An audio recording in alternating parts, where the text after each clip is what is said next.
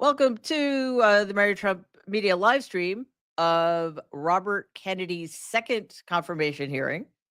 Um, he is the nominee to lead Health and Human Services, which would essentially be putting a madman in charge of the health of over 360 million Americans. For those of you who did not see yesterday's hearing, it was wild. It was wild. There were a couple of protests. Democrats actually did a good job and, did not back down. And we made a video about it. So you can check that out if you want to get caught up. Um, I feel like I should know this, but I do not know why the Health and Human Services nominee gets two hearings in front of two different committees, but this again is the second of them. After this one is over, the committee he testified in front, not testified, was in front of yesterday. Finance committee will make the decision whether or not his nomination goes to the full Senate.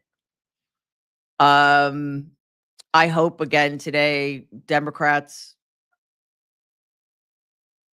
let him have it and just reveal to the world how dangerous and deviant and just like bizarre and creepy Bob Kennedy is, and how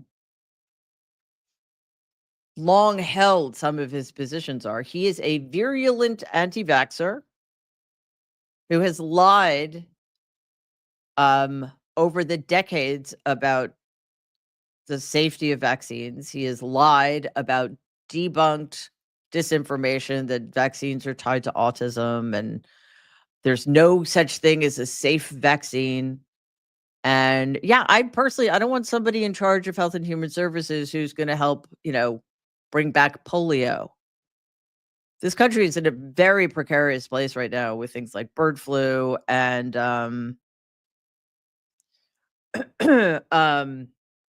we have a tuberculosis outbreak going on, and Senator Sheldon Whitehouse said yesterday in the committee hearing that Rhode Island, for the first time in I think 20 years, has its first case of measles.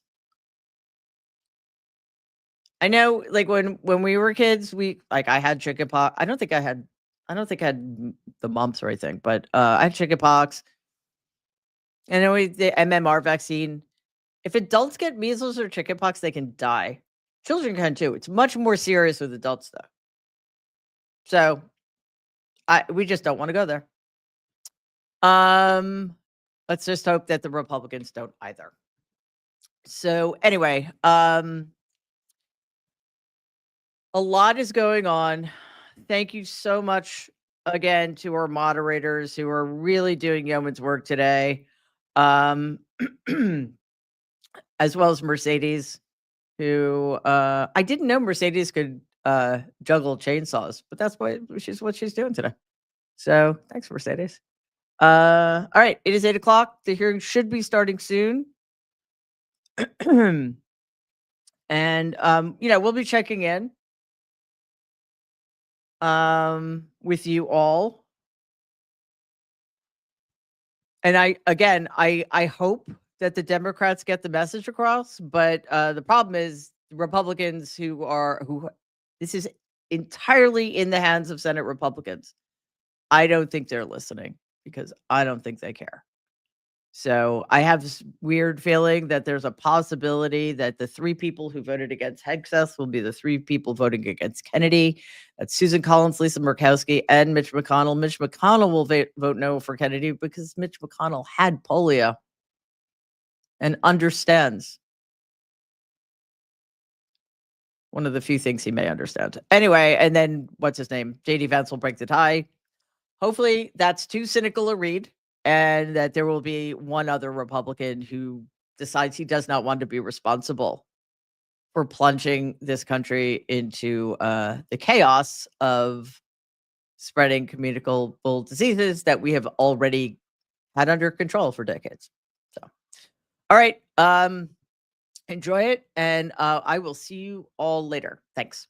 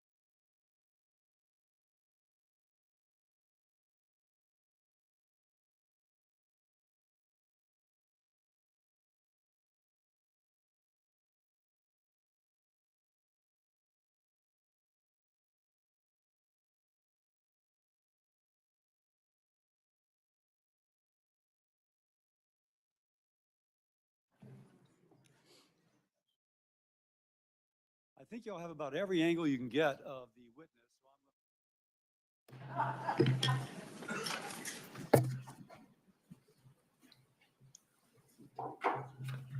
Thank everybody for being here. Bobby, I see your family behind you, and I like your family except for the nephew who's a Florida Gator. We'll let that go. The Senate Committee on Health, Education, Labor, and Pensions will please come to order. Again, Senator Kennedy, Bobby Kennedy, I'm sorry. Thank you for appearing before the committee and for your willingness to serve our country as your family has served our country. You and I have talked at length about a variety of issues impacting Americans' health. These have been candid conversations, and I very much appreciate your willingness to engage. And there are many things you and I agree on. We're in total agreement on the need to address ultra-processed food, to reduce obesity. And obesity, of course, the leading cause of chronic disease and therefore of shorter lifespans. And this will be a priority in this committee, and I look forward to collaborating with you if you are confirmed. But it's no secret, I have some reservations about your past positions on vaccines and a couple other issues. And so we know a lot about you. I'll tell you a little bit about myself. Before I entered politics or even thought about running for office, I practiced medicine for 30 years, working in public hospitals in California and Louisiana, specializing in liver disease, caring for those who otherwise would not have had a specialist. If you will, dedicating my life to saving lives, that is, being a doctor. Now, there is a moment in my career that really informs me now. In the early 2000s, I was loading a patient onto an air ambulance, an 18-year-old young woman, to go to get a liver transplant from acute liver failure due to hepatitis B. Barely an adult, her entire life ahead of her, all the hopes and dreams she might want, the children, the grandchildren, the future generations, wiped away if she did not get to the LSU hospital in Shreveport for an emergency transplant. Now, the transplant, an invasive, in 2000, $250,000 surgery that had a 5 to 10% mortality rate, but even if she survived, would leave her with a liver transplant and hospital bills every year of $50,000. And as she took off, it was the worst day of my medical career because I thought $50 of vaccines could have prevented this all. And that was an inflection point in my career. And since then, I've tried to do everything I can to make sure I never have to speak to another parent about their child dying due to a vaccine-preventable disease. So I worked with community and business leaders to form a public-private partnership in the capital region of Louisiana. We vaccinated 36,000 children for hepatitis B. And since the CDC and the ACIP have recommended universal vaccination for children, the number of acute hepatitis B cases in our country has declined by almost 90%. So as a physician who's been involved in immunization programs, I've seen the benefits of vaccinations. I know they save lives.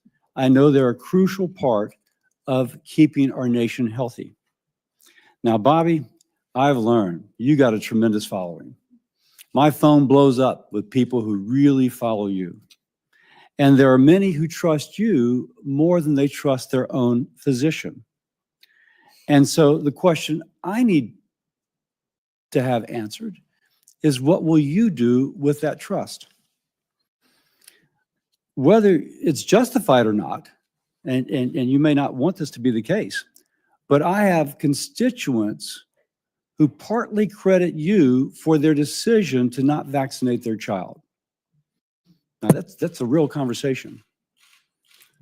And I'm hearing from them, and they want you confirmed. Now, you're going to tell us this week, as you did, I think you'll tell us today, as you did in Finance Committee yesterday, that you're pro-vaccine. So what will you tell the American mother? Will you tell her to vaccinate her child or to not? Or to have a conversation with her doctor, but for many that will be permission to not vaccinate their child. We know that to be the case. So your past of undermining confidence in vaccines with unfounded or misleading arguments concerns me. Can I trust that that is now in the past? Can data and information change your opinion, or will you only look for data supporting a predetermined conclusion? This is imperative. You will have the responsibility to restore trust in our public health institutions in this position you have. Now let's turn a little political. I want President Trump to be successful. It's important for our country. Any action you take as HHS Secretary will shape his legacy. And we both want that legacy to be positive. So thank you for coming before the committee, for being willing to serve, and I look forward to today's conversation. And with that, I yield to my ranking member, Senator Sanders. Thank you, Senator Cassidy, Chairman. And Mr. Kennedy, thanks for being with us. I'm going to discuss later the issue of vaccines, which Senator Cassidy raised, and it's of concern, I think, to all of us. But before I go there, I wanted to congratulate you, in a sense, for the phrase, "Make America Healthy Again." I think that is a cry that all of us, a goal that all of us share, because as you have indicated, we are a very unhealthy society. We are the richest country in the history of the world, and yet we rank far below every other major country in terms of our life expectancy. That's outrageous. To me, equally outrageous is if you're working class in this country, you're going to live 6 or 7 years shorter lives than if you are rich. In America today, 68,000 people die every year because they can't get to a doctor. They can't afford to get to a doctor. You pointed out yesterday the outrageous cost of healthcare in America, 2 or 3 times more than other industrialized countries are paying. Unbelievably, in this country, hundreds of thousands of people who deal with cancer, struggling for their lives. You know what happens to them? They go bankrupt. They deplete their lives' savings. In other words, when we talk about making America healthy, you got to talk about a broken, corrupt healthcare system. Your uncle, President Kennedy, your father, Bobby Kennedy, great senator from New York, your uncle sat right now where Senator Cassidy is sitting, chairman of this committee. All of them did what I think is the right thing. They said healthcare is a human right. They looked all over the world. You saw every other major country guaranteeing healthcare to all people, whether they're rich or poor, young or old. So I'm not quite sure how we can move to making America healthy again unless we have the guts to take on the insurance companies and the drug companies and guarantee healthcare to all people. I'll be asking you a question about that. Lowering the cost of prescription drugs. How do you make America healthy again if 1 out of 4 people in this country cannot afford the price of prescription drugs, which is far higher in America than any other country on earth? Under President Biden, we made some progress, and this committee played an active role in having Medicare begin for the first time negotiating the price of drugs that we are paying. And I'm going to ask you whether or not you will demand that President Trump follow what we accomplished here. We are the only major country on earth not to guarantee paid family and medical leave. Mr. Kennedy, there are women today who are having babies, then they got to go back to work in a week or 2 because they have no guaranteed paid family and medical leave. How do you have a healthy country when women are forced to go back to work, when women and men get fired because they stay home taking care of their sick kids? That's not making America healthy again. And I would go a little bit beyond the jurisdiction of Health and Human Services, but I think it's important. If you are working 50 or 60 hours a week, making 13, 14 bucks an hour, which is what millions of Americans are, can you be healthy? Will you join those of us who think that in the United States, wealthiest country on earth, people work 40 hours a week, they should not live in poverty, got to raise the minimum wage to a living wage? And lastly, and we discussed this very briefly, President Trump believes that climate change is a hoax. I happen to believe, and most Americans believe, and virtually the entire scientific community believes, that it is an existential threat to this planet. I don't know how you're going to make America healthy again, or keep the world healthy, when you have massive heat waves and droughts and floods and extreme weather disturbances. Louisiana had them, Vermont had them. That's not keeping America healthy. That's not within the jurisdiction of HHS.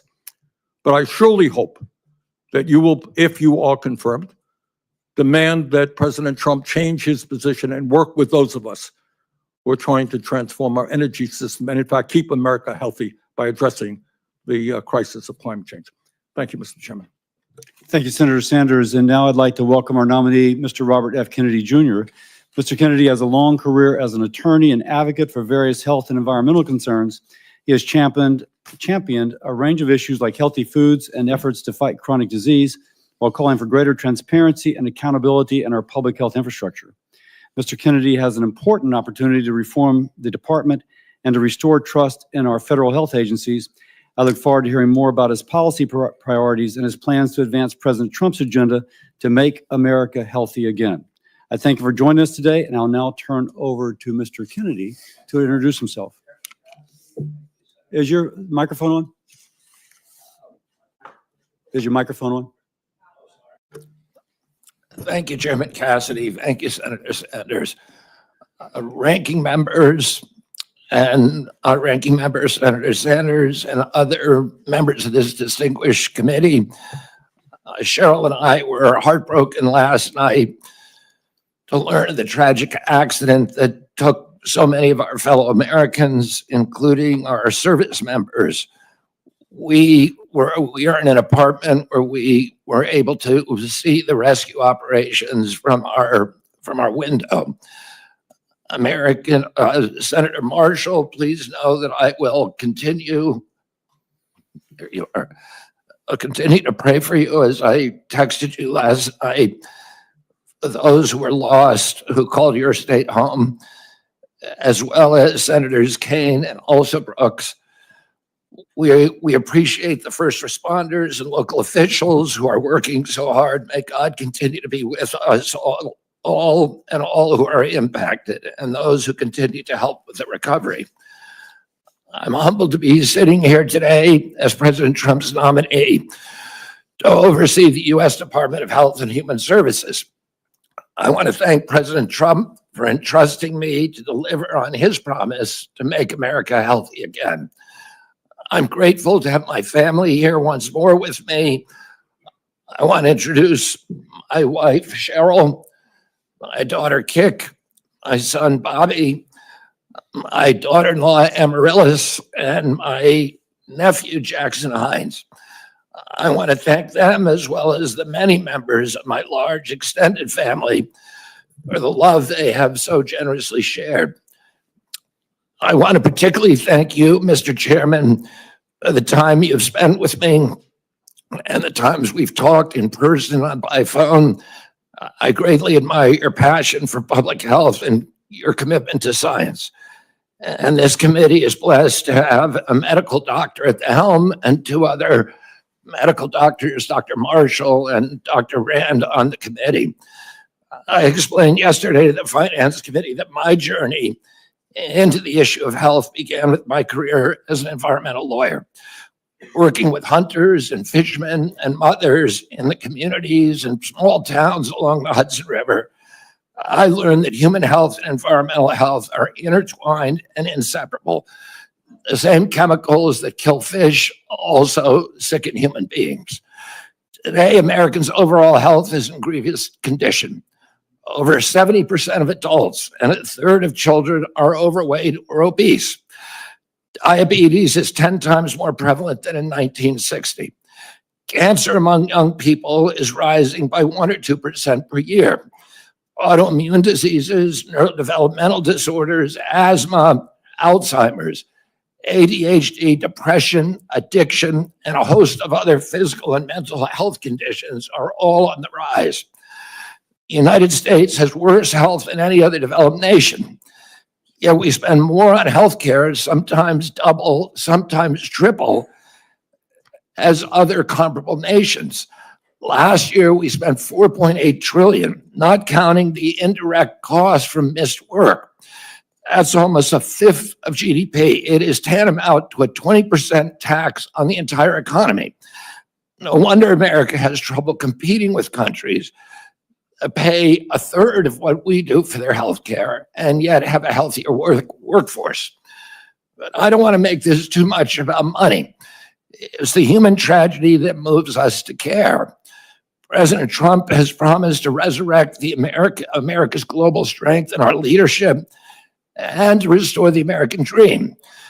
And he understands that we can't be a strong nation unless we're first a healthy people. A healthy person has 1,000 dreams. A sick person has only one. Today, over half our countrymen and women are chronically ill and have only one dream. When I met with President Trump last summer, I discovered that he has more than just a concern for this tragic situation, but genuine care. President Trump has committed to restoring the American dream, and 77 million Americans delivered a mandate to do just that, due in part to his embrace and elevation of the Make America Healthy Again movement. That movement, led largely by moms from every state, many of whom have traveled to be here yesterday and today. Senators, this is one of the most powerful and transcendent movements I've ever seen. The nation is ready for change and recognizes that this is a unique inflection moment. I promised President Trump that if confirmed, I will do everything in my power to put the health of America back on track. And I've been greatly heartened to discover a deep level of care among members of this committee, both Democrats and Republicans. I came away from our conversations hopeful that we can put aside our divisions for the sake of a healthy America. For a long time, the nation has been locked in a divisive healthcare debate about who pays. Well, when healthcare costs reach 20% of GDP, there are no good options, only bad ones. Shifting the burden around between government and industry and corporations is like changing deck chairs on the Titanic. Our country will sink beneath a sea of desperation and debt if we don't change course and ask the fundamental question, why are healthcare costs so high in the first place? The obvious answer to that question is chronic disease. The CDC says over 90% of healthcare spending goes toward managing chronic disease, which hits lower income Americans the hardest. The president's pledge is not to make some Americans healthy again, but to make all Americans healthy again. There is no single culprit for chronic disease. Much as I've criticized certain industries and agencies, President Trump and I know that most of the scientists and experts genuinely care about American health. Therefore, we will bring together all stakeholders in pursuit of this unifying goal. Before I conclude, I want to make sure this committee is clear about a few things. News reports and many in the hearing yesterday have claimed that I'm anti-vaccine and anti-industry. Well, I'm neither. I'm pro-safety. I'm pro-good science. I worked for 40 years to raise awareness about mercury and other toxics in fish, and nobody called me anti-fish.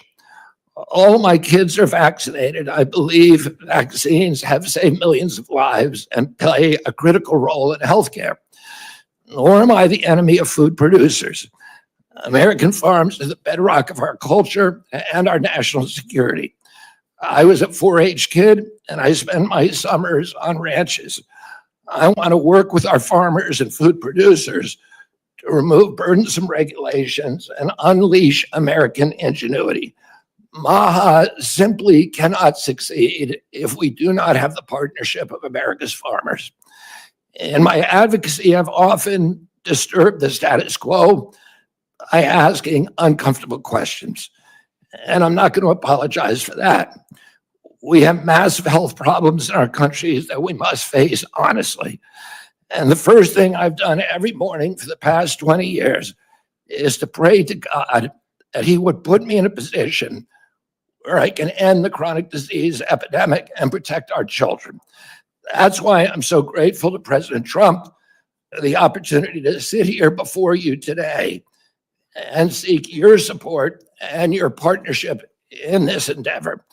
I'll conclude with a promise to you, Mr. Chairman, the members of this committee, to the president, and most of all to the tens of millions of parents across America, especially the moms, who have propelled this issue to center stage. Should I be so privileged as to be confirmed, we will make sure our tax dollars support healthy foods. We will scrutinize the chemical additives to our food supply. We'll remove the financial conflicts of interest from the agencies. We'll create an honest, unbiased, science-driven HHS accountable to the president, to the Congress, and to the American people. We will reverse the chronic disease epidemic and put the nation back on the road to good health. Thank you. Thank you, Mr. Kennedy. I'll start. And for everyone's information, yesterday, finance went long. This is not the Star Chamber. This is where I think most people can get their questions out in 5 minutes. And so I'll let it go a little bit over 5, but out of deference to our witness who's already testified for 3 hours, I'll be a little tight. That said, at the end, taking the ranking member and the chairman's privilege, we will have a chance, the two of us will have a chance to ask a little bit more. And that's what you get for being a chair. So that said, let's begin. Bobby, if I may, because you said I could, you had once described yourself as pro-vaccine to me.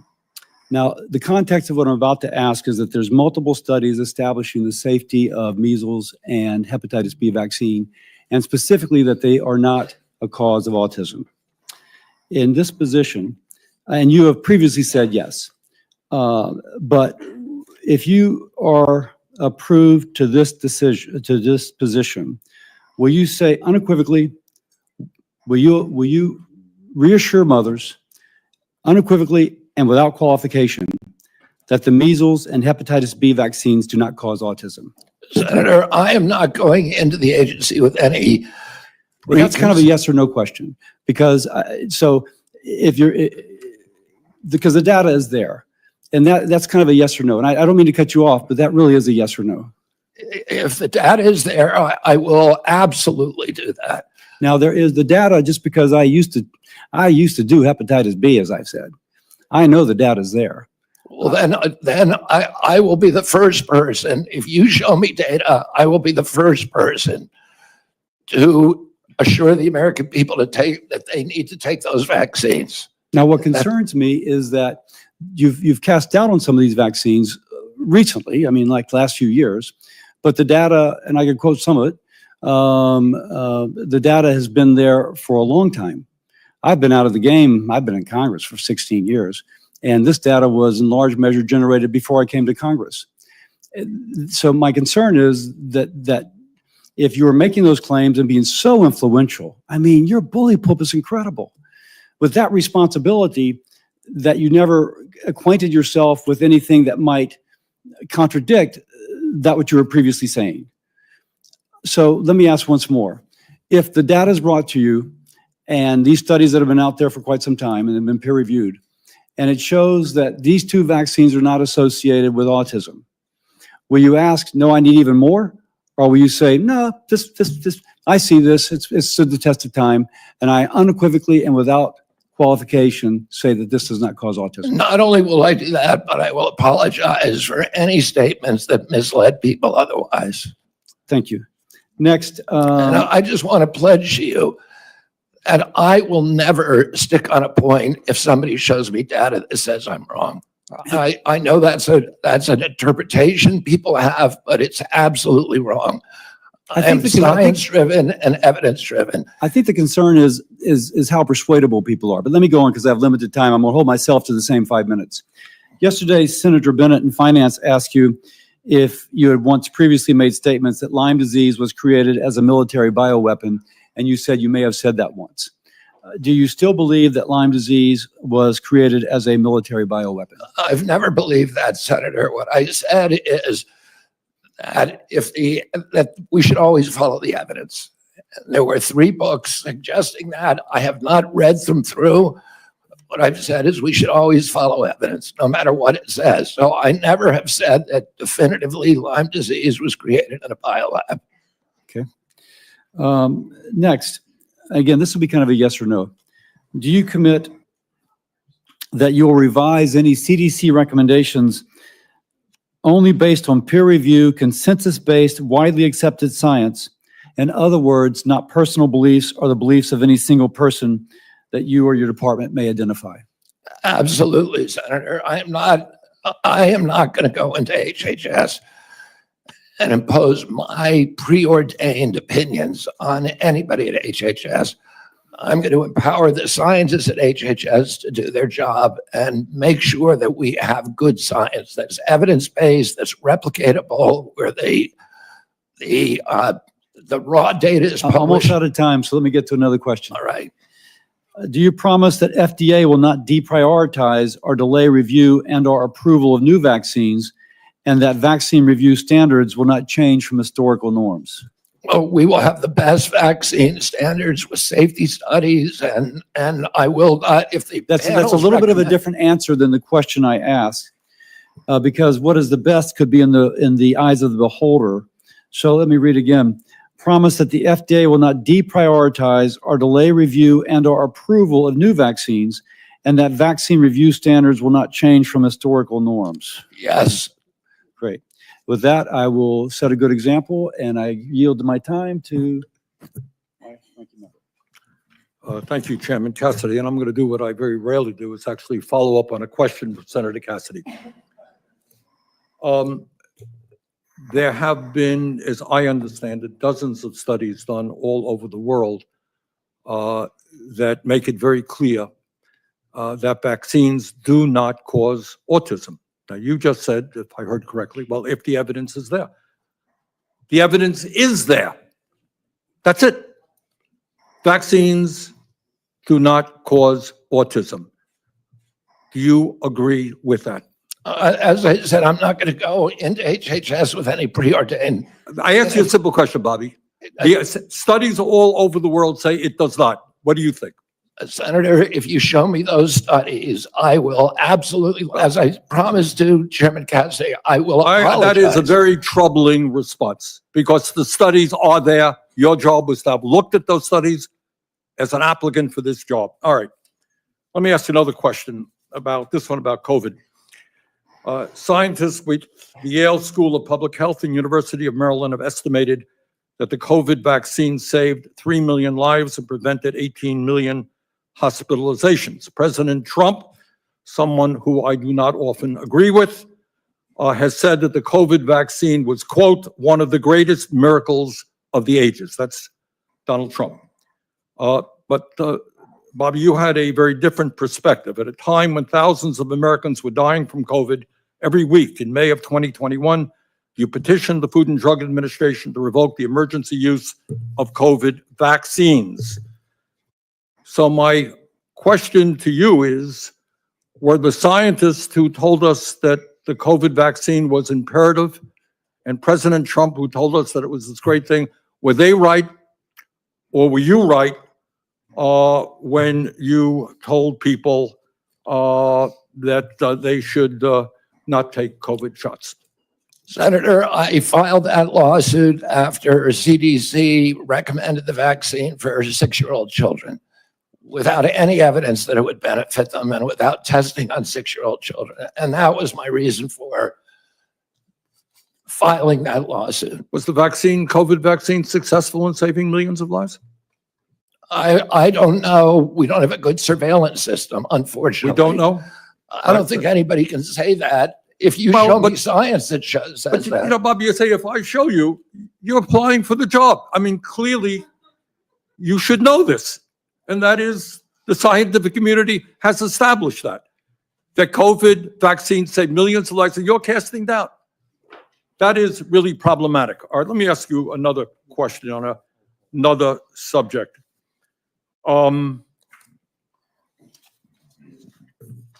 My Republican colleagues and President Trump are moving toward making massive cuts into Medicaid in order to provide tax breaks for the wealthiest people in this country. As I'm sure you know, Medicaid provides health insurance to tens of millions of children, provides the funding for 2 out of every 3 seniors in nursing homes. It provides 43% of the revenue for community health centers, something I feel very strongly about. And it is so important for millions of people. If confirmed, in terms of making America healthy again, will you stand up to the White House and say, no, we cannot throw millions of children off of health care, millions of elderly people out of nursing homes? We cannot cut Medicaid to give tax breaks to billionaires. President Trump has made no indication to me that he intends to throw millions of people out of nursing home or deprive people of their health care, Senator. We have a health care system that's broken. It's not working. You've been working on it your entire career.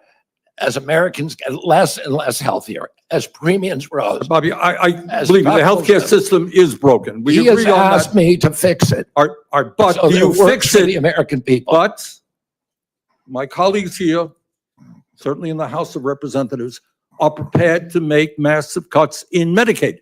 Now, I happen to believe in a Medicare for all system that guarantees healthcare to all people. Not what we're talking about. But in fact, there is serious discussion of massive cuts to Medicaid, which will have devastating harm on children, people in nursing homes. All I am asking you, if that proposal goes through, will you say, hey, you're not keeping America healthy by throwing children off of healthcare? Senator, I haven't seen any of the congressional proposals. I can only tell you what President Trump has told me, which is that he wants me to make Medicaid, Medicare, and Obamacare better. Well, if you haven't seen those proposals, I suggest you go to any newspaper. They're there. Thank you, Mr. Chairman. Senator Paul. You know, I think the discussion over vaccines is so oversimplified and dumbed down that we never really get to real truths. And it's why people up here are so separated from real people at home. So we talk about hepatitis B. It's a terrible disease. It could lead to liver failure, as the chairman said. But the reason you have distrust from people at home, why they don't believe anything you say, and they don't believe government at all, is you're telling my kid to take a hepatitis B vaccine when he's 1 day old. You get it through drug use and sexually transmitted. That's how you get hepatitis B. But you're telling me my kid has to take it at 1 day old. That's not science. And so every person with a bit of common sense, even people who don't resist vaccines, I vaccinated all my kids. I believe vaccines are one of the modern miracles beyond all pale. The Speckled Monster is a great book about the introduction of the smallpox vaccine in 1720 into our country. All miracles. But I'm not a one size fits all. It's not all or nothing. I chose to wait on my hepatitis B vaccine, and we did it when they went to school. Does that make me an awful person? Does that make me an anti-vaxxer because I questioned the government dictate of whether I do it? And I'm not speaking for anybody else. I'm only speaking for myself. But for goodness sakes, let's have an honest debate about these things. The COVID vaccine. If you ask me my opinion, the reporters run up and down the aisle and they say, "You still anti-vaccine?" No, I'm pro-vaccine. But on the COVID vaccine, and on the COVID illness, there was a 1,000-fold or more difference between the elderly and children. If you don't acknowledge that, you're committing malpractice. You're showing your ignorance. If you say a 6-month-old must be mandated to get it, the science is not there. So all this blather about the science says this and the science says that, no, it doesn't. The science actually shows that no healthy child in America died from COVID. Look it up. No healthy child died from COVID. And so the thing is that it's 1,000-fold greater. So if you ask me my advice as a physician, if you were 65 or older or overweight and some other conditions, I would have said, hell yes, I'd take the COVID vaccine. The risks of the disease were real and much greater than the vaccine. But if you ask me, should my healthy 6-month-old get it? See, these are the nuances you're unwilling to talk about because there's such a belief in submission. Submit to the government. Do what you're told. There is no discussion. There ought to be a debate. You're not going to let him have the debate because you're just going to criticize and say, it is this and admit to it or we're not going to appoint you. But it's more complicated than that. And this is why people distrust government, because you're unwilling to have these conversations. And go home, ask your Democrat young mothers, your Republican young mothers, if they're vaccinating their kid for hepatitis B and they're like, well, do I have to do it on day one? It's this precious little baby. Is there science to say you shouldn't do it? Probably not, but it's my kid. You know, it's like, there isn't clear-cut science saying not to.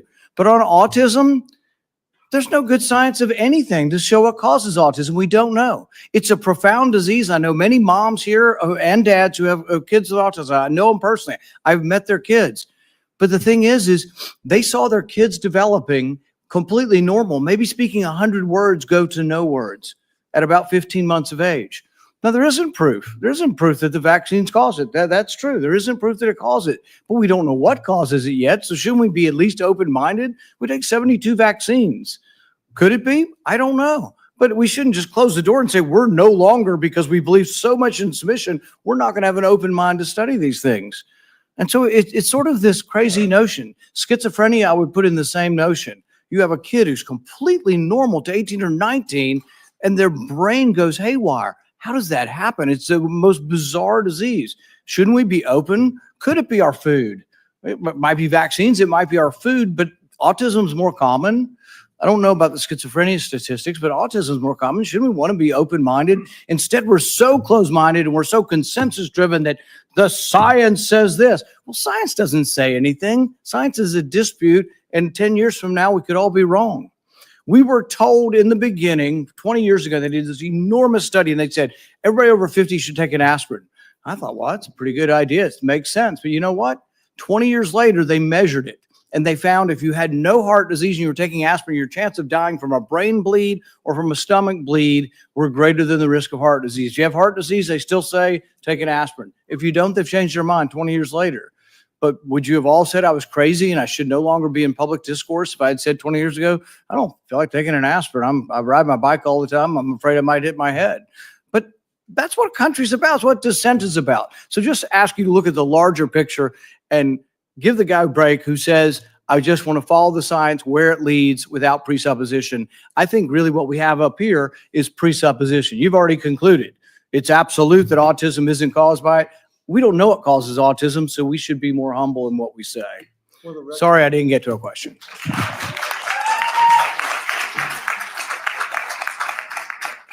For the record, if a child is born to a hepatitis B mother, that child may have a 95% chance of becoming a chronic carrier. But if And we vaccinate those people, and nobody's against that. But if the child, That's a very small percentage and a red herring. That is not what we're talking about. 99.9% of kids don't have a hepatitis B, Mom. And could they wait a while? Could they get vaccinated 3 months or a year? Yes. So again, for the record, if the mother's hepatitis B status is known, then that can be delayed. The problem is oftentimes, or at least a significant percentage of the time, the mother's status is not known. If she's hepatitis B positive A vaccine on day one of life prevents chronic hepatitis B 95% of the time. So it really depends upon the knowledge of the mother's hepatitis B status. And when they used to do just, okay, we know the mother's status or not, there's mothers that snuck through. Their status was unknown. We can blame the OBs, yeah, Marshall. But for the record, there is an absolute rationale for that. But you're right. If the mother's status is definitively known, that it can be safely delayed. So now, Senator Murray. Thank you, Mr. Chairman. HHS has really broad and critical responsibilities to protect and preserve healthcare and social services, from women's health to childcare to biomedical research. That's just a few. In light of last night's tragedy, I do want to express my thoughts and prayers. But it is, I think, a painful reminder to all of us that we need competent people running our federal agencies to respond when a crisis strikes. Mr. Kennedy, let me start by talking about vaccines. I think we all agree that cancer is particularly nefarious chronic disease. And the American Cancer Society reported earlier this month that women under 50 are experiencing a dramatic increase in the incidence of that disease. Fortunately, there is clear data showing that the HPV vaccine has saved lives and cut cervical cancer rates dramatically. You have called the HPV vaccine, quote, dangerous and defective, and said it actually increases the risk of cervical cancer. Do you stand by those statements? Yes or no? The HPV vaccine, I brought litigation. I Yes or represented. no? I represented. Stand by your statements. Let me answer. I'm trying to, Senator. yes or no? It's a simple yes or no. I Stand by your previous statement. I litigated on that issue. I represented hundreds of young girls who felt that they were injured by the vaccine. That trial is happening right now in Los Angeles. Well, let me Those ask you. questions will be answered by a jury in that trial. You said that no loving parents would allow their daughter to receive that vaccine. If confirmed as HHS Secretary, would you recommend that parents get their children vaccinated against HPV? I recommend that children follow the CDC schedule. And I will support the CDC schedule when I get in there, if I'm fortunate enough to be confirmed. Would you recommend that parents get their children vaccinated against the measles? Yes or no? Against measles? Yes. Well, I just remind everybody that parents look to our health leaders for advice on these decisions. You would be a health leader, and for the record, I would like to put into the record his previous statements on these vaccines. I do want to ask you a question about character. I still believe character matters, and I want to let you respond to this. You were accused of sexual harassment and assault by Eliza Cooney, who was first hired as a part-time babysitter by your family. When you were confronted about this accusation, you said you were, quote, not a church boy, and that you, quote, have so many skeletons in my closet. You then texted Ms. Cooney an apology and indicated you had no memory of what she described. Mr. Kennedy, I'm asking you to respond to those accusations seriously in front of this committee. Did you make sexual advances towards Ms. Cooney without her consent? No, I did not. And that story has been debunked. But why did you apologize to her then? I apologize for something else. Well, that's not my understanding. Are there, let me just ask you. All you have to read is the text which she published. It's not for that. That is not how I've read it. Are there any other instances where you have made sexual advances towards an individual without their consent? Just yes or no? No. No. Mr. Kennedy, you said that you're going to say to NIH scientists, God bless you all. Thank you for your public service. We're going to give infectious disease a break for 8 years. Excuse me? You said you just said thank you for your service to our federal employees. You want to give infectious disease a break. That's a quote. Will you support the development and distribution of vaccines for the avian flu? Yes or no? Will I, for the avian flu? Yes. My time's almost up, but having read a lot and listened to a lot, I just want to remind all my colleagues that by voting to confirm Mr. Kennedy, we would be telling our constituents he's worth listening to. That alone could get people killed. before he even lifts a finger, because he does not even need the levers of power to influence people, as we saw in Samoa. All he needs is a megaphone. To affirm his views by voting to confirm him as our highest health official, we should not mince words about what that would mean. When babies die from whooping cough because parents weren't sure if the vaccine was safe, we will have to look them in the eye. When measles sweeps through school, then hospitals, nursing wards, will this be worth it? There are political realities, we all get that, but there's also right and wrong, fact and fiction. And there's also people staying healthy or dying pointlessly from diseases we can prevent because they thought Congress took its job vetting our healthcare secretary seriously. Thank you, Mr. Chairman. We're going to now go out of order. We're going to go to Senator Marshall. He would like to be able to view the press conference regarding the tragedy on the plane from Wichita. Senator Marshall. Well, thank you, Mr. Chairman, and thank you, Mr. Kennedy, for your kind words this morning, for your caring text last night, and I'm grateful for all my colleagues, most everybody reaching out to us, and it's certainly it's a tough day for Kansans and many others who lost loved ones, and we will look forward meeting with the president later today and those loved ones, and just want everyone back home to know that we're wrapping our arms around them, that we're mourning with them, and we'll get through this together. So thank you. Mr. Kennedy, take a second and just describe why fighting chronic disease is so important to you. Who are we fighting for? What is your role as HHS secretary? And is there anything that's a bigger priority to you than this as you go into this role? Thank you, Senator. When I was a 10-year-old boy, my uncle was in the White House. The chronic disease among American children was 2%. Today it's 66%. The cost of chronic disease to our country when my uncle was president was zero. There were not even treatments for chronic disease at that time.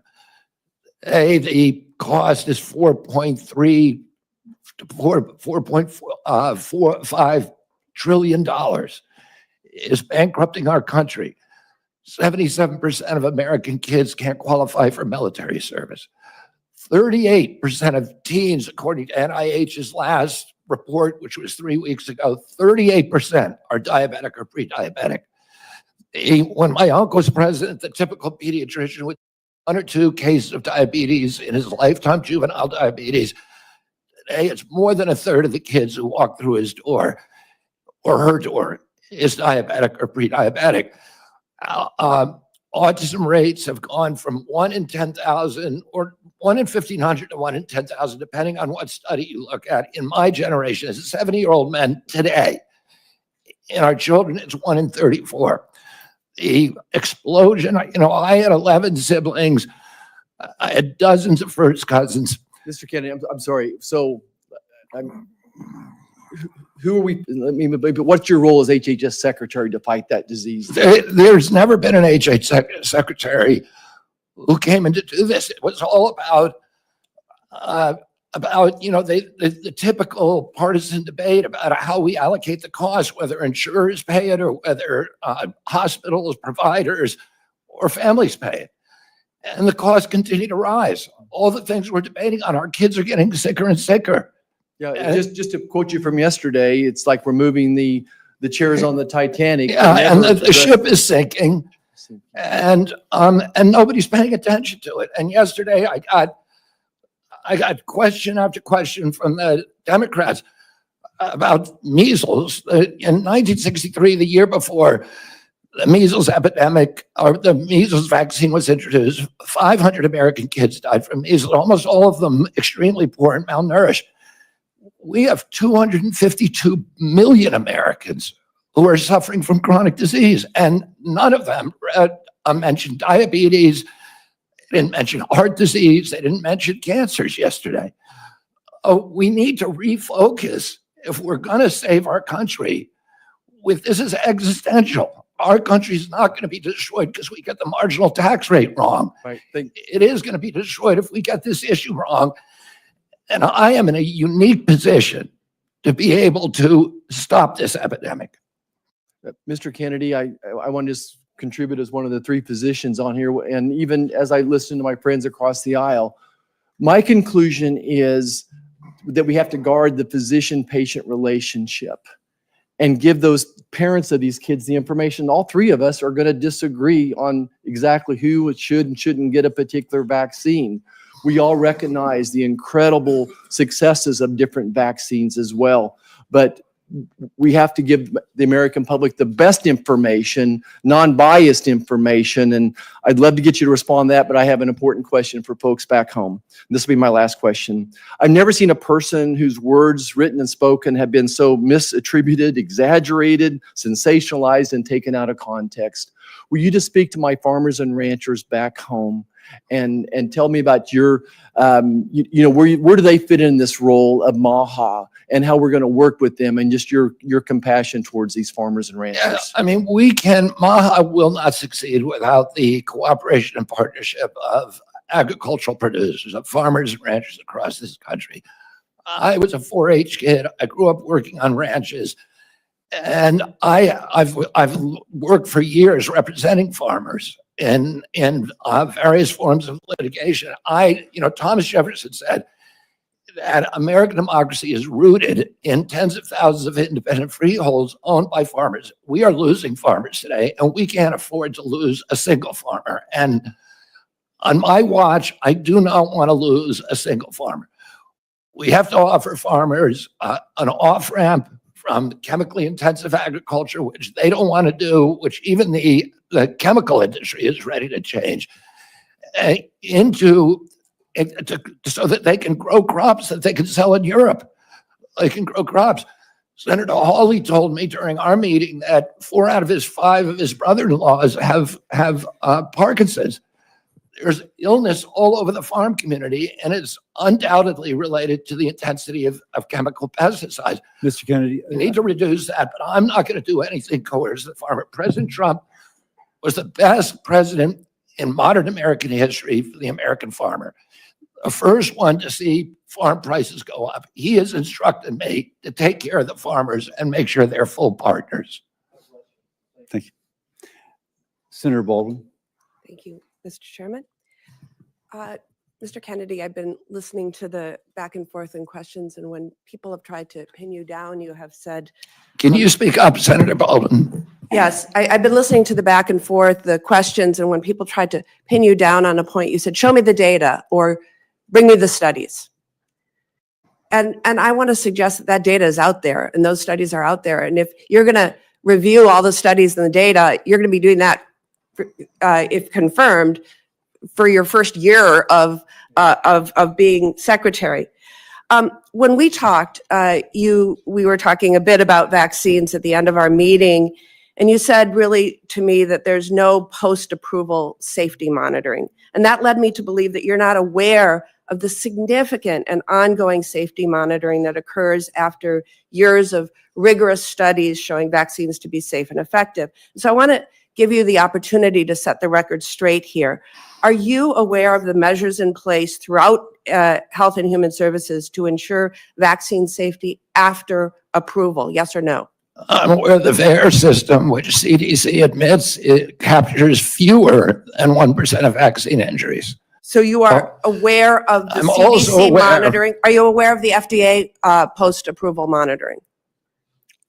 I'm aware of only 2 systems. Are you aware of the vaccine safety data link? Oh, yeah, I'm very aware of that. Are you aware of the vaccine adverse event reporting system? I'm aware of the vaccine safety data link that CDC keeps under a lockbox and will not let independent scientists Are you look at it. aware of the clinical immunization safety assessment project? As I said, Are we you need- aware of VSafe? I'm aware that they're broken, and I can explain to you how each one of those is broken if you're interested. What I want to do is make sure we have gold standard science. We get the conflicts off the panels so that people, So this Congress. what I listed right now are just some of the guardrails that are in place to ensure that life-saving vaccines are safe and effective. And this is after numerous clinical trials, rigorous studies, and review by an independent panel of experts that show vaccines are safe and effective, which is available to all the public. If you want to take a second look at the science, like you have said, Well, it's here, it's available, and it's conclusive. And saying anything else is undermining vaccines. To a different And by the issue. way, repeating what Congress Different found in the issue. 2003 investigation. Kennedy, I want to move to what I hope it will be pretty simple stuff. In general, for a drug to be considered safe, would you say that 97, 98% of people taking that drug and having no complications is generally safe? It would completely depend on what the drug is. If it's a drug given to a healthy population, that would not be an Again, this is acceptable. as high a level as it gets. Would you say that when 99 out of 100 people experience minimal or no complications, that drug is safe? It depends what the risk is from the disease. It depends what the benefit from the drug is. If you're dying of cancer, you will take a drug with that kind of risk profile. And if we were to If you're a talk healthy about individual with zero, peer-reviewed, if you're a healthy individual with zero I'm talking risk, about mifepristone, but if we were to talk about peer-reviewed, replicable studies of a medication, would you say that you needed 10 trusted studies to get the same conclusion? it depends 15, what the 20 trusted studies? It depends what What's your number? it completely depends on the kind of study you're talking about, randomized studies or observational studies. Is it safe to assume that 100 studies that are replicable and peer-reviewed is enough? Well, it could be one study if it was a powerful enough study. The most widely used medication, abortion drug, mifepristone, has been FDA approved for nearly 25 years. More than 100 studies have confirmed that 99% of patients who took the abortion pill had no complications. So with all of that, I can only conclude that you would commit to keep this science-backed and proven medication on the market and accessible for women. Is that correct? I'm going to, with mifepristone, President Trump has not chosen a policy, and I will implement his policy. So regardless of the studies, regardless of the data, regardless of the science, you've been talking about, show me the data, show me the studies. Well, if You would have that policy Senator, regardless of what the science says. Senator, the devil is in the details. If you're telling me 99% of women did okay, but 1% died, I would say that is not a beneficial That is not risk what the profile. studies show. I know, but you're not showing me. I need those details from the study before I can't buy a pig in a poke. Show me what the study says. So let's move on. Next, it would be Senator Mullen. Thank you, Mr. Kennedy, for being here. We have fortunately been able to form quite a friendship over the last year, and I appreciate it. Appreciate the in-depth conversations we've had. And I just want to point out, I don't understand why my colleagues all of a sudden say we can't question science. I mean, it absolutely blows my mind that all of a sudden it's such shame that Bobby's sitting up here, he's questioning science, because I guarantee you, if he was sitting here and he was going to be the secretary of HHS underneath the former President Biden, which I enjoy saying former president, I would bet you that you guys would have his back 100% and enjoy the fact that he's questioning science and would probably support his positions 100%. But because he's now on the Republican side, you guys went way off the rail. And how dare he question science? My God, if we didn't question science, where would we be today? We've always questioned science. Science is always evolving, always changing. Have a glass of wine a day. It's healthy for you. Don't have a glass of wine a day. Have a piece of chocolate a day. It's healthy for you. Dark chocolate is healthy for you. Take an aspirin a day, as Senator Rand Paul pulled out. I mean, where would we be today if we didn't ever question science? But I will say there's an issue that I have as a father of 6, that when my kids come out from getting their vaccines, they look like a freaking pincushion. I mean, 72 vaccinations. I think there's a reason we should be questioning this. When you start looking at the rise of autism, why wouldn't we be looking at everything? Who wouldn't want to look at everything? Give me anybody in this room that doesn't know somebody that you're personally connected to that one of their children doesn't suffer from some severity of autism. Give me one. And you guys are all saying that Bobby can't question it? I don't get it, guys. I don't understand your point, other than the fact you just oppose him because he supports a president that you guys don't like now. I applaud him for going into the situation and saying, let's question something. The definition of insanity is doing the same thing, expecting different results. Is it not true that you're supposed to question science? Is anybody going to question the fact that that's not true? Bobby, share the numbers again with me about autism. Where they at when you as a child to where they're at today as my kids are children? There weren't a lot of studies when I was a kid, but the best studies, and really the only studies out there, there are two studies. One shows a rate of about 1 in 10,000, another about 1 in 1,500. And you know, there are other estimates in between. Today, it is 1 in every 36 kids, according to CDC. So I want to say one other thing. Relevant to what the point you just made. In 1963, my uncle awarded John F. Kennedy the highest civilian honor to Francis Kelsey. Francis Kelsey was a young scientist at NIH who came in and objected to the panel having approved thalidomide for American children.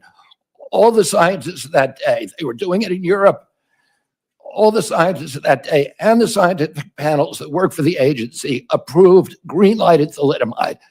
She stood up and screamed and fought and risked her job and risked her reputation, and she blocked it in our country. 3 years later, everybody knew that, recognized that she was a hero and a savior of our children, because we were not getting the kind of terrible, diabolical deformities as they were experiencing in Europe.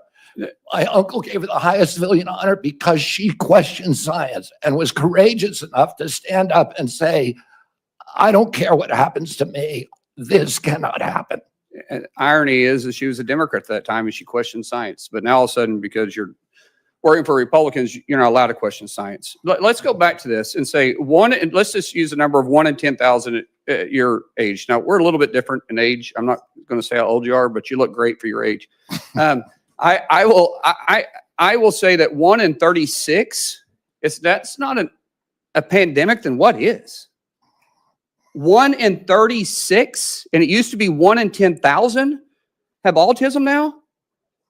Can any of you guys with a straight face say that we shouldn't look at every aspect to what we're putting in our kids, be it from the food to the vaccines? 1 in 36. That scares the living daylights out of me. With 6 kids, I could have 36 grandkids. I'm just doing the math. I'm the youngest of 7. My family seems to be pretty active in that area. So I'm not necessarily trying to be funny, but I'm being very serious, guys. We should support the fact that Bobby's questioning it. He's not saying he's against it. He's saying he's going to question it and let the studies follow where they will. And God bless you for doing that. Thank you. Thank you, Senator. Senator Kane. Thank you, Mr. Chair, and congratulations on your nomination, Mr. Kennedy. I enjoyed our conversation.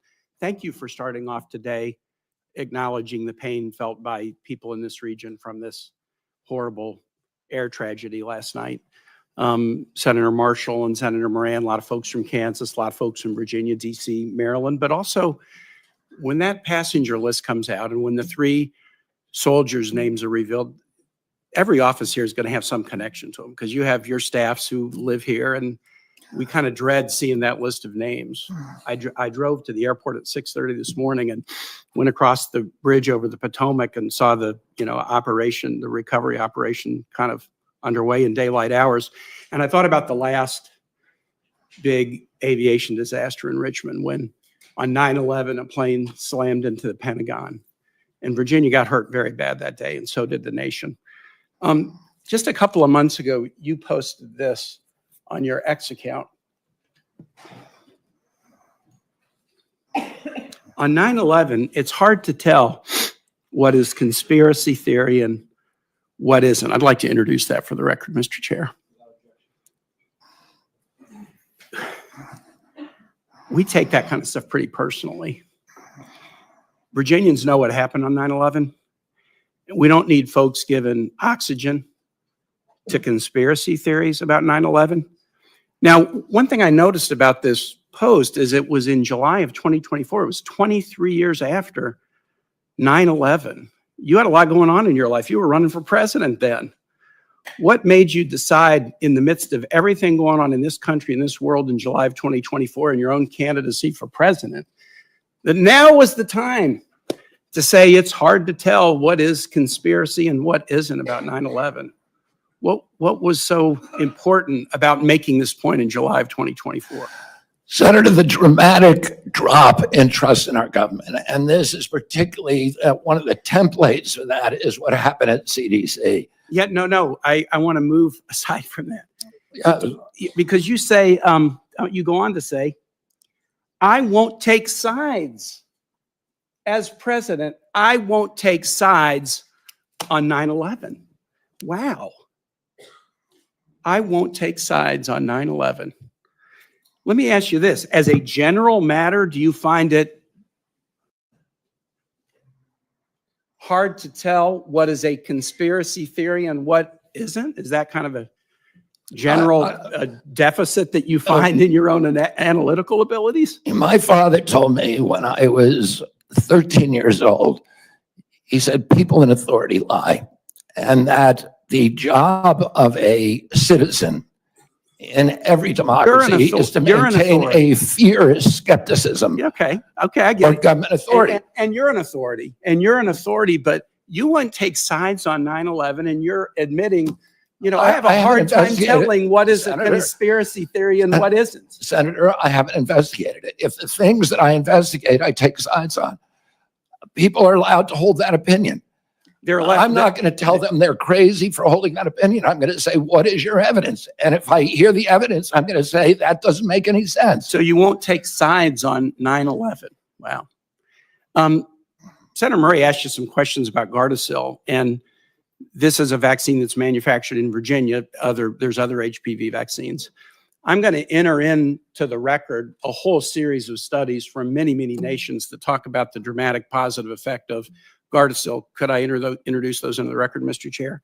Without objection. And those studies are on Wait, let me trial ask right a question. now. Let me ask a question.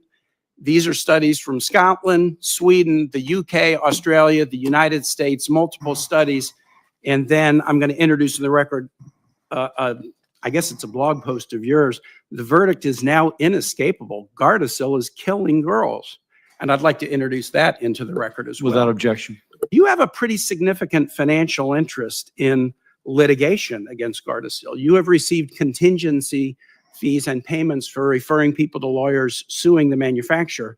And in your ethics vetting, I've never received any money from any Gardasil or any other vaccine lawsuit. Let me read a quote. This is your words.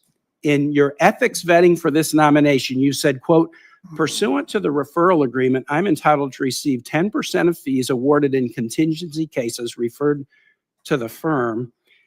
How can folks who need to have confidence in federal vaccine programs trust you to be independent and science-based when you stand to gain significant funding if lawsuits against vaccine manufacturers are successful?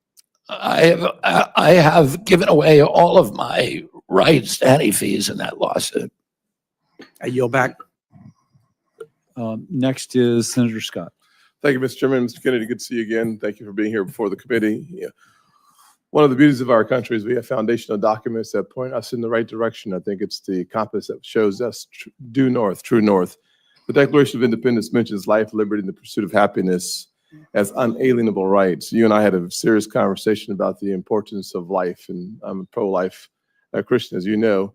And you said that you assured me that your deputies were going to be pro-life. Is that still the case?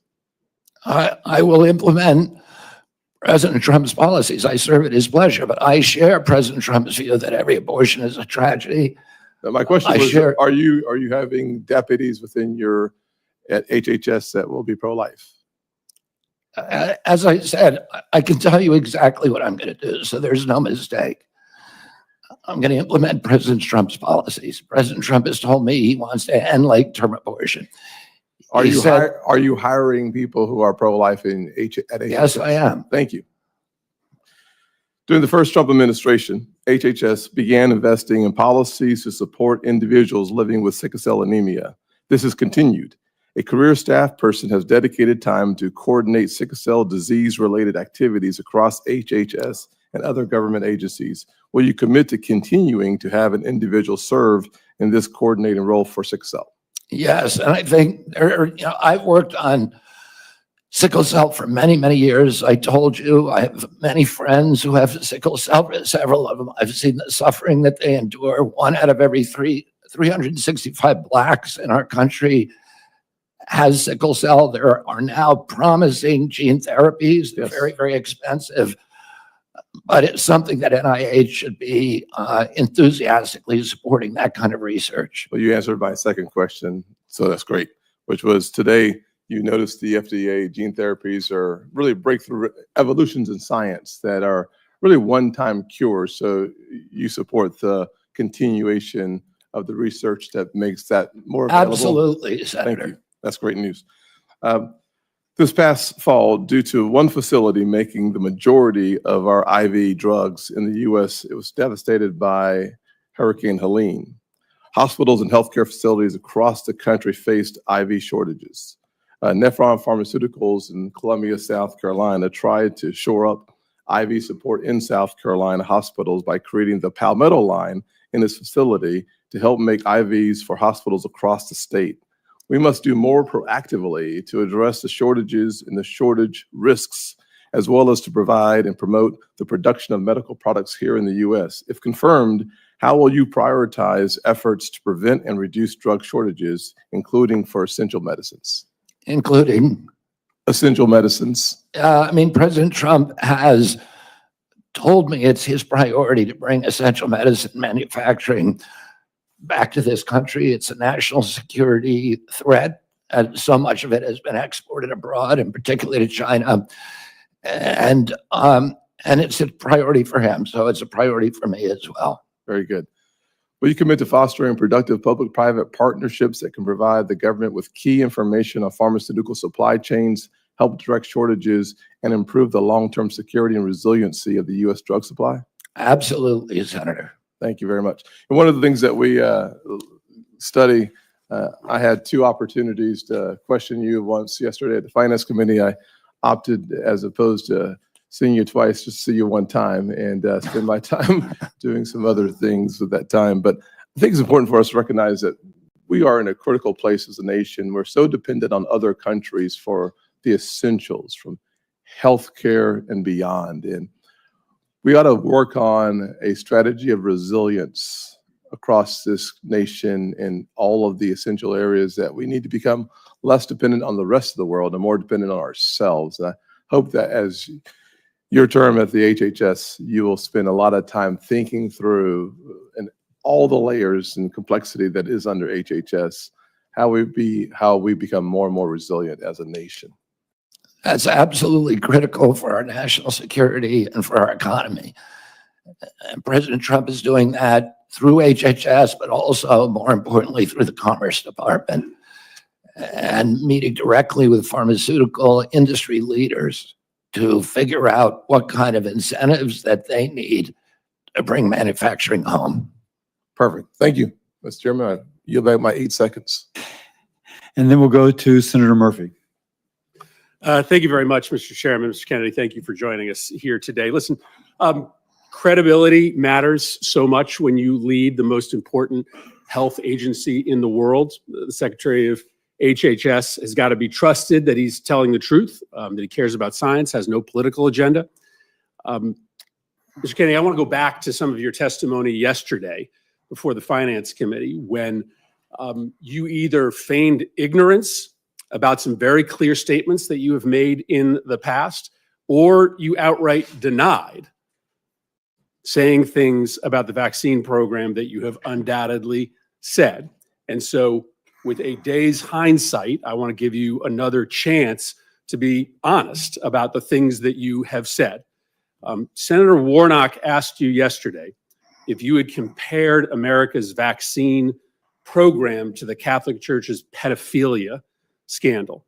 You said you never said that. Now, I'm not asking you to explain what you said. I didn't say it. Never said that. You didn't say that. Senator I did Warnock, not say that I hadn't said that, Senator. I okay. said the other question you asked me about Nazi death camps. That's fine. You're doubling down on that. you said, Senator Warnock also asked you if you compared America's vaccine campaign to the Nazi death camps and the Holocaust. Again, you said yesterday you didn't say that. I did not say that. You did not say that.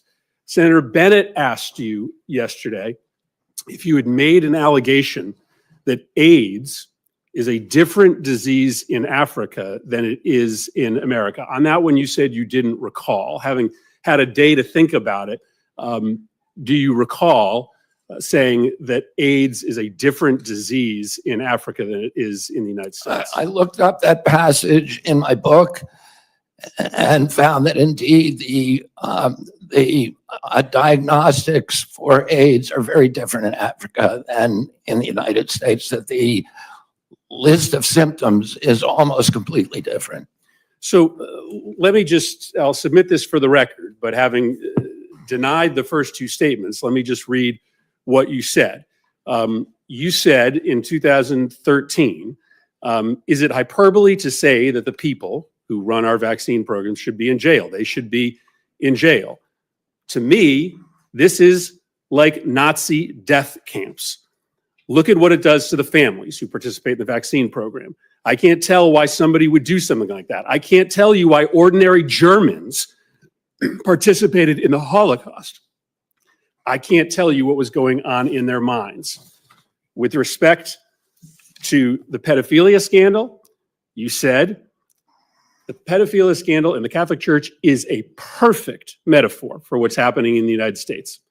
The vaccine program, it's the same reason we had a pedophilia scandal in the Catholic Church. It's because people were able to convince themselves that the institution of the church was more important than these little boys and girls who were being raped. I don't disagree with Senator Mullen. I don't want an HHS secretary that's not going to question science. I think it's important to question science. But you're not questioning science. You've made up your mind. You have spent your entire career undermining America's vaccine program. You make these purposeful comparisons to those that are administering the vaccine program to the Nazi executioners, to the people who covered up the Catholic Church's pedophilia scandal, because you have made a decision that there is a comparison, that there is evil in the vaccine program as there was evil in the pedophilia scandal and the Nazi death camps. You aren't exploring science. You have made up your mind. You've spent your entire career trying to undermine these programs. This is the reason that these statements, these incredibly aggressive, over-the-top statements, matter to us, is because it just isn't believable that when you become secretary, you are all of a sudden going to be consistent with science. People who have spent their career saying these kinds of things, running the kinds of campaigns that you have run, don't all of a sudden change their stripes. And so, Mr. Chairman, I will submit these statements. Can I respond to that, Senator? Without objection. My statement about the Catholic Church is almost identical. The findings of the Government Oversight Investigation Committee and investigated CDC's vaccine program in 2003. Senator Burton was chairman of that committee. And he said that that certain individuals in that program had written off a generation of kids because of, quote, misplaced institutional loyalty to the CDC and because of entanglements with the drug company. Let me finish. Let me finish what I'm saying. You made some grave accusations. Pedophilia to the administration of vaccines? No, it wasn't pedophilia. So it was a perfect metaphor. Well, if you have 1 in 36 kids who has neurological injuries, and if that is, linked, that's something that we should study. Is it a perfect metaphor? It's not a perfect metaphor, but there's no metaphor that's perfect. But I am pro-vaccine. I am going to support the vaccine program. I want kids to be healthy. And I'm coming in here to get rid of the conflicts of interest within the agency, make sure that we have gold standard evidence-based science. And if you show me where I'm wrong on this, show me a single statement I've made about science that is erroneous. Thank you. Senator Hawley. Thank you very much, Mr. Chairman. Mr. Kennedy, welcome. I enjoyed our conversation last month in our office.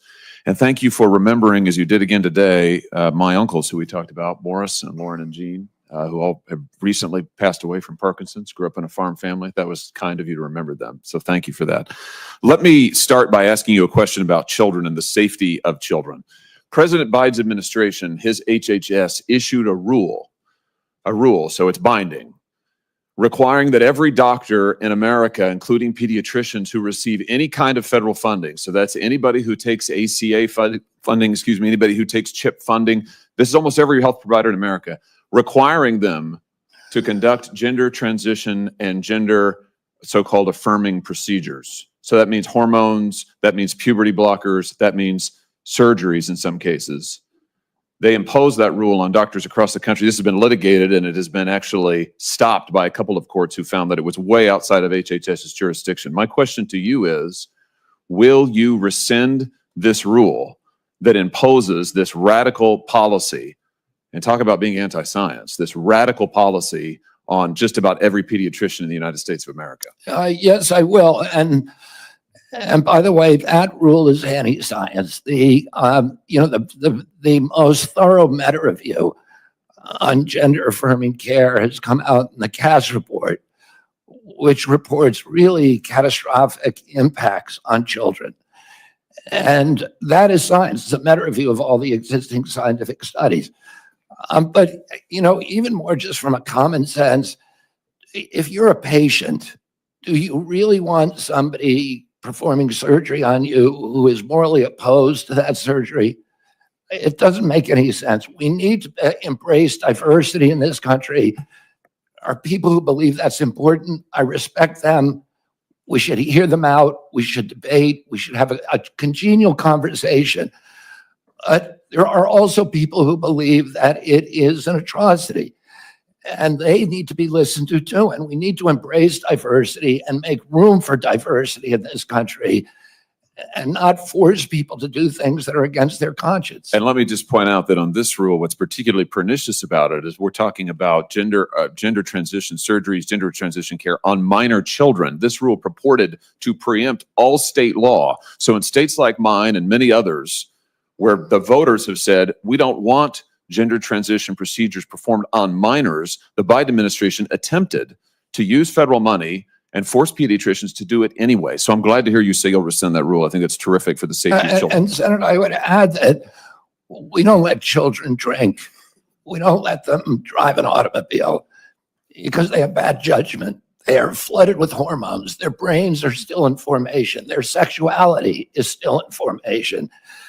To allow them to make judgments about that are going to have life-changing, forever implications for the rest of their life at that age is unconscionable, particularly in light of the Cass report. I'm glad to hear you say that. Let me ask you a question about NIH research, if I may. I know this is something that you care a lot about. Under the first Trump presidency. And I do want to add that people who have gender differences should be respected. They should be loved.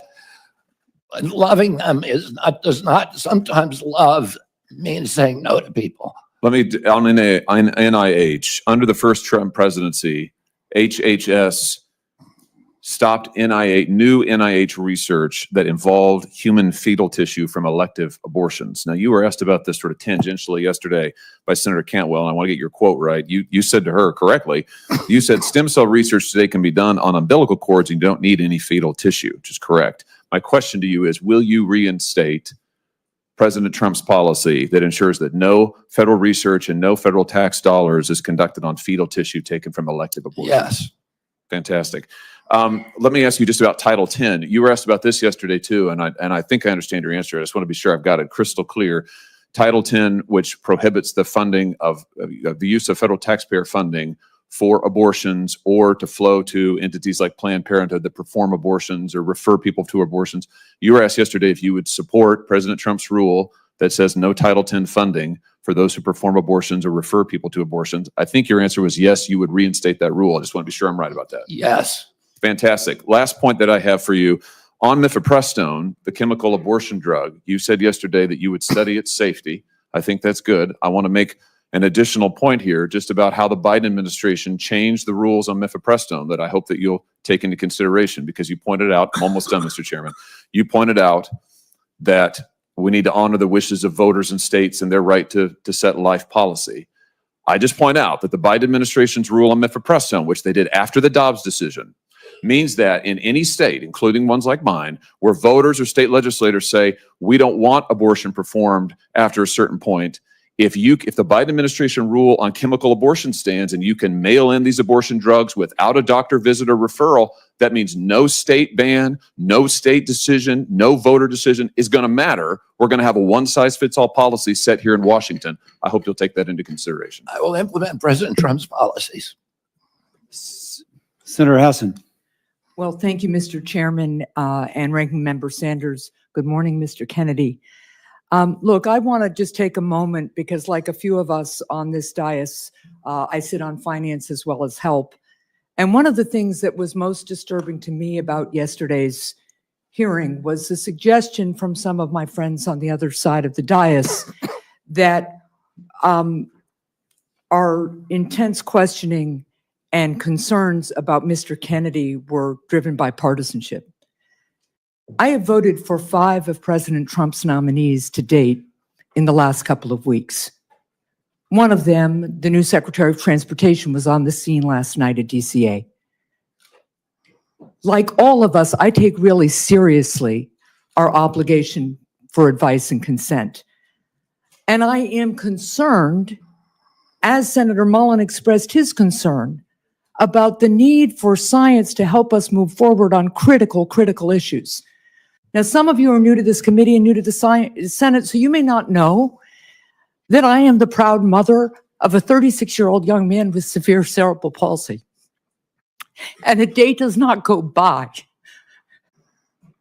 when I don't think about what did I do when I was pregnant with him that might have caused the hydrocephalus that has so impacted his life. So please do not suggest that anybody in this body of either political party doesn't want to know what the cause of autism is. Do you know how many friends I have with children who have autism? The problem with this witness's response on the autism cause and the relationship to vaccines is because he's relitigating and churning settled science so we can't go forward and find out what the cause of autism is and treat these kids and help these families. Mr. Kennedy, that first autism study rocked my world. And like every mother, I worried about whether, in fact, the vaccine had done something to my son. And you know what? It was a tiny study of about 12 kids. And over time, the scientific community studied and studied and studied and found that it was wrong. And the journal retracted the study because sometimes science is wrong. We make progress. We build on the work and we become more successful. And when you continue to sow doubt about settled science, it makes it impossible for us to move forward. So that's what the problem is here.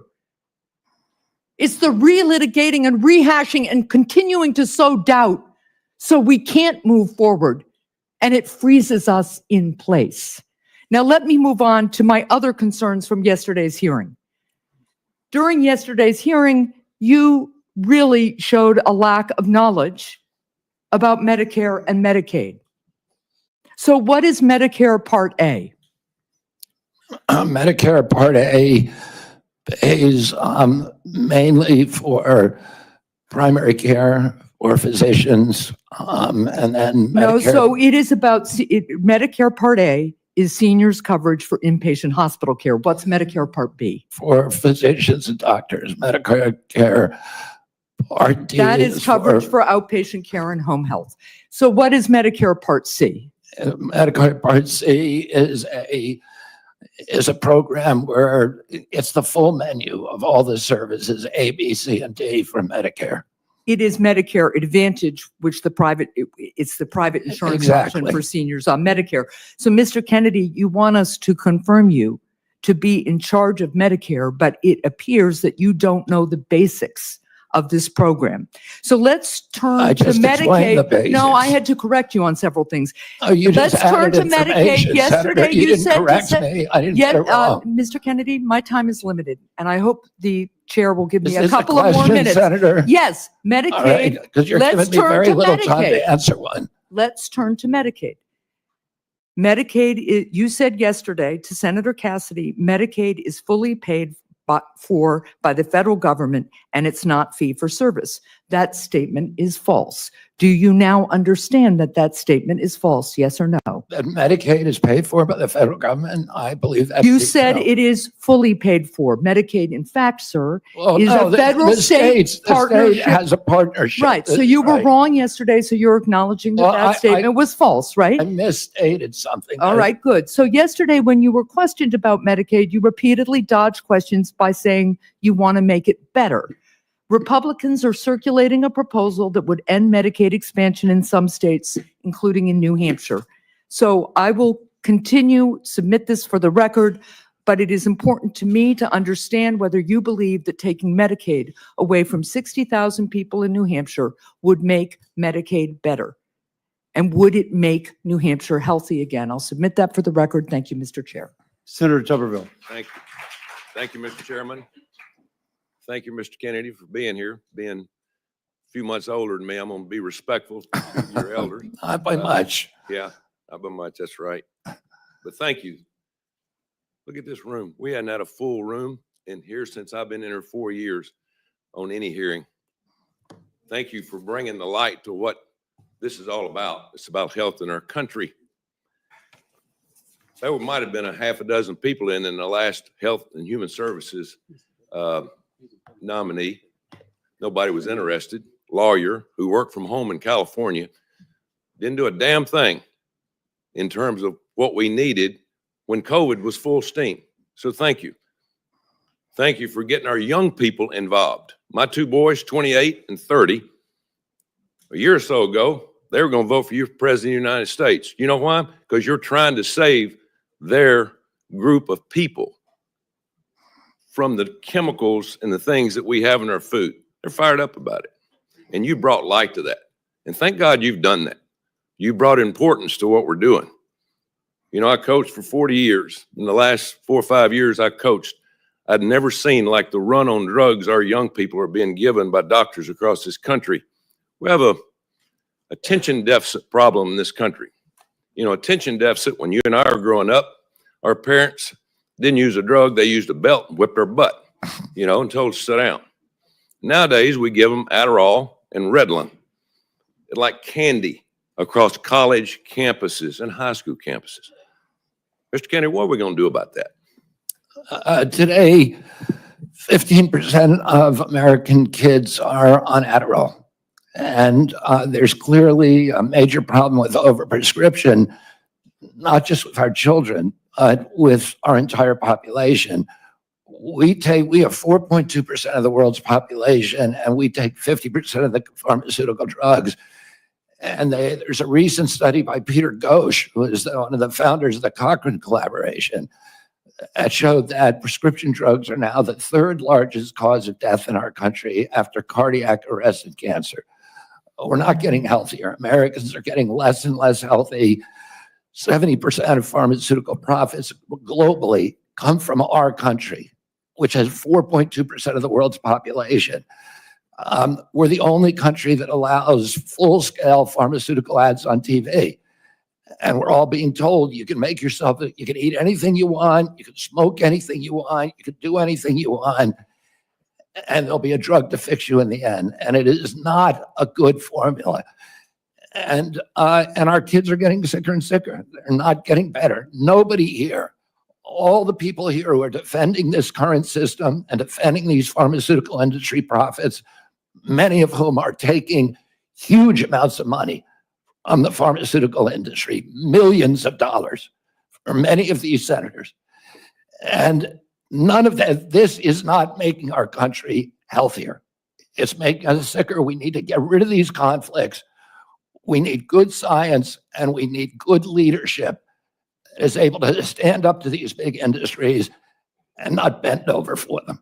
Thank you. And you brought to light the vaccines over the last couple of years. I've had my first granddaughter here in a couple of weeks, and my son and his wife have done their research about vaccines, and she's not going to be a pincushion. We're not going to allow that to happen. But you brought that up, but as you and I talked about vaccines, Coach, let's empower scientists to do their job. Let's go by what they do. Let's don't just do something for the pharmaceutical company. So I appreciate you doing that. One other thing is you and I talked about red dye number 3, and just happened, you and I talked about that, and a few days later in this room, we had the FDA director. And I asked him, why do we use red dye 3 in our cosmetics? Or we don't use in cosmetics, we use in our food, but we don't use in cosmetics because it causes cancer. What in the heck's going on? Well, a few weeks later, because of your Thank you for that, insistence, we Senator. dropped it. So tell me about dyes and things that you're concerned about, because I- I get more talk about that than anything. We have 10,000 ingredients in our food in this country because FDA employs a standard called the GRAS standard and looks at any new chemical as innocent until proven guilty. In Europe, they have 400 ingredients in their foods. Kellogg's makes Fruit Loops for the United States alone. It is loaded with red dye, blue dye, yellow dye, and many, many other ingredients. They make the same product for Canada. It's all vegetable dyes. And for Europe, if you eat a McDonald's French fry in this country, it has 11 ingredients. You eat the same product in Europe, it has 3. We are allowing these companies, because their influence over this body, over our regulatory agencies, to mass poison American children. And that's wrong. It needs to end. And I believe I'm the one person who's able to end it. Thank you. Senator Kim. Thank you, Chairman. Mr. Kennedy, good to see you. I wanted to just start by asking you if you support medically assisted treatment to help people get off of opioid addiction. Yes, I do. Do you think it's safe, and would you consider it to be the gold standard of the approach? The Cochrane collaboration, which is the most prestigious scientific research organization, has said that the gold standard is has found in studies. A gold standard is 12-step programs. You need an entire menu of treatments, because many addicts will not respond immediately, at least to 12-step programs.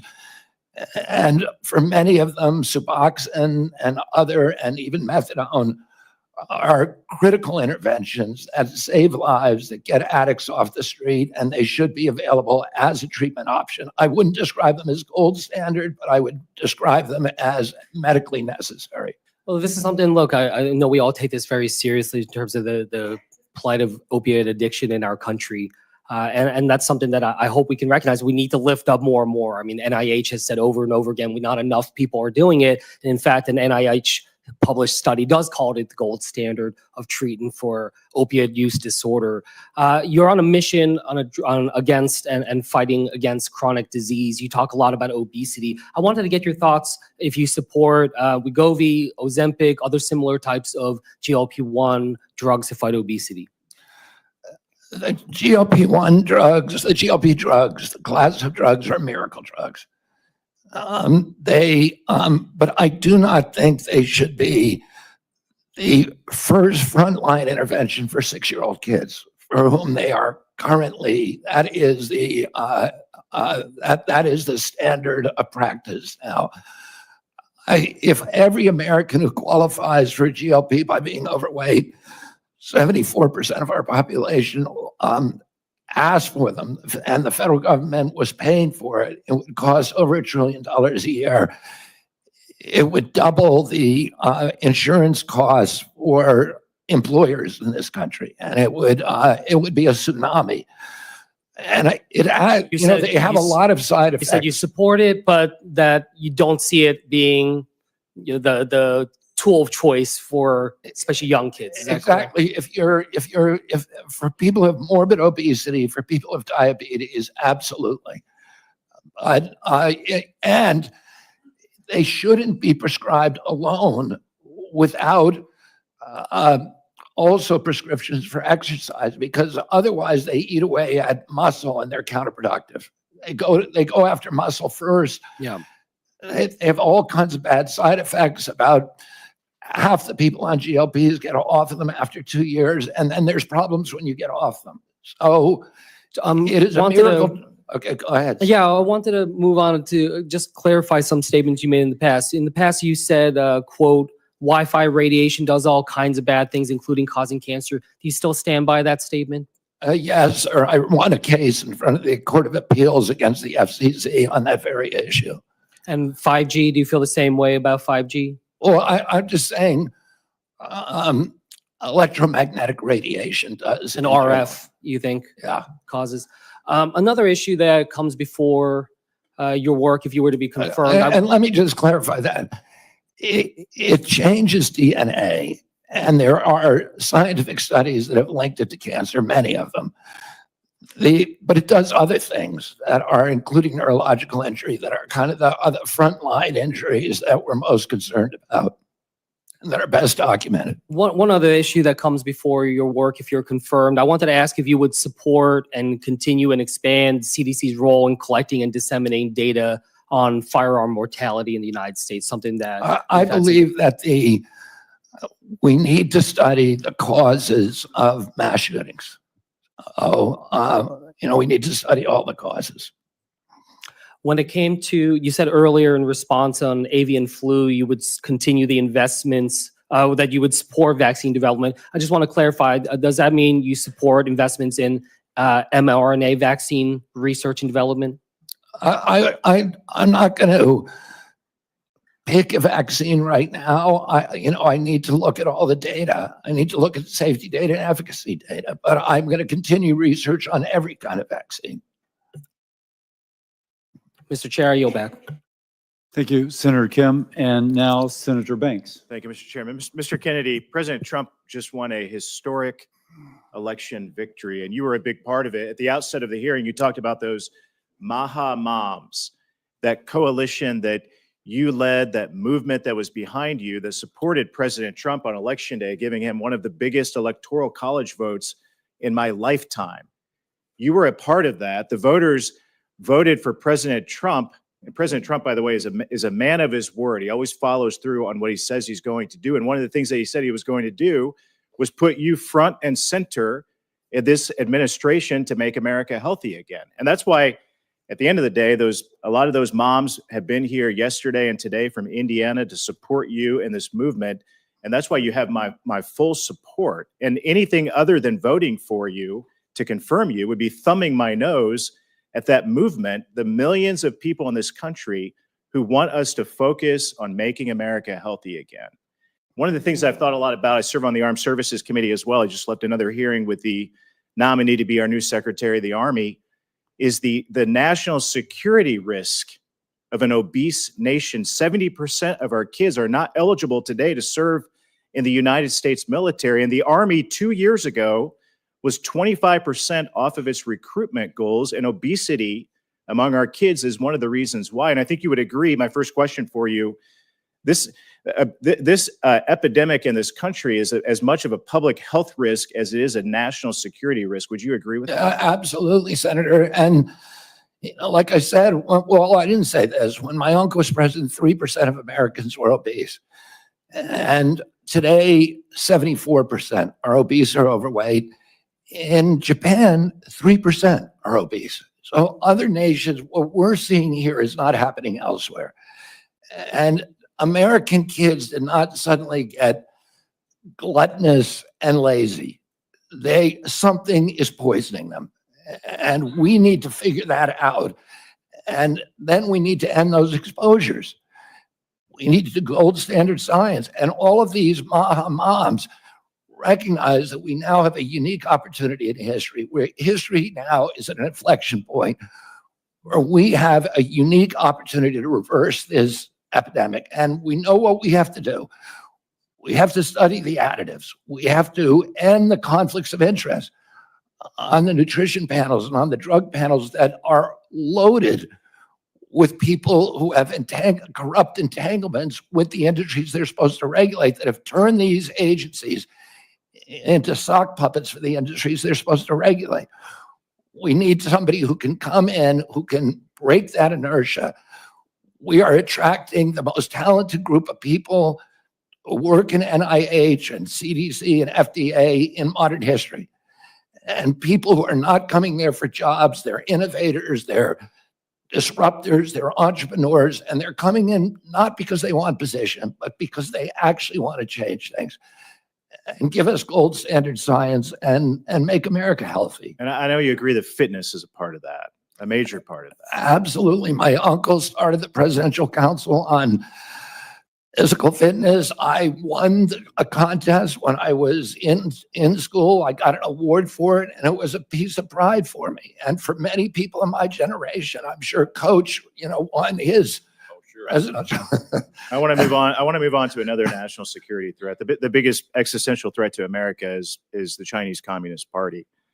And right now we're importing 1/3 of our medicines from China. And even more of our generic drugs come from China. It's a public health risk and a national security risk. What can you do as HHS Secretary to reduce our reliance on China and help our domestic manufacturers? This is a huge priority for President Trump. He sees this as perhaps our greatest national security vulnerability. And over the past few years, so much of our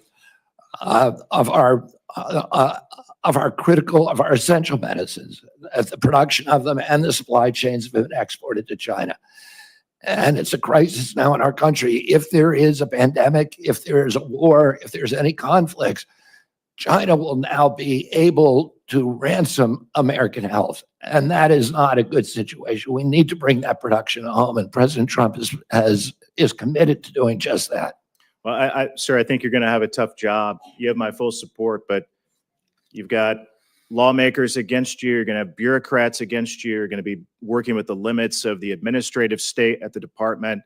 But I'll have your back, and I want to work with you to get it done. Thank you, to Senator. support this movement. Thank you. I yield back.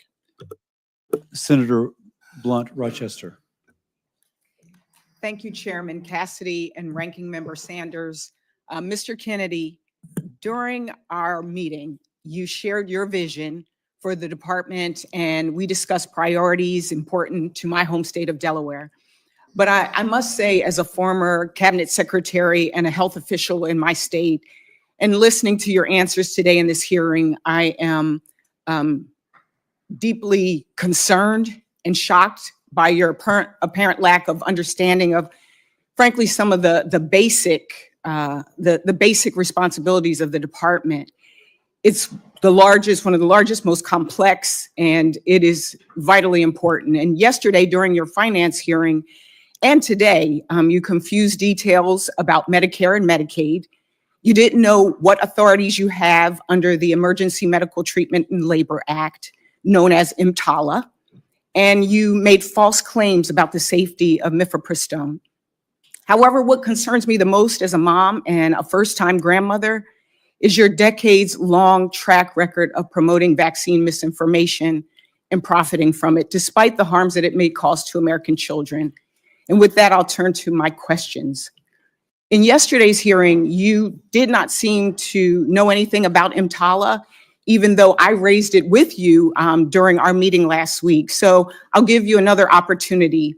Yes or no, do you believe that a person presenting to an emergency room with a severe illness should have any type of emergency care needed to save their life?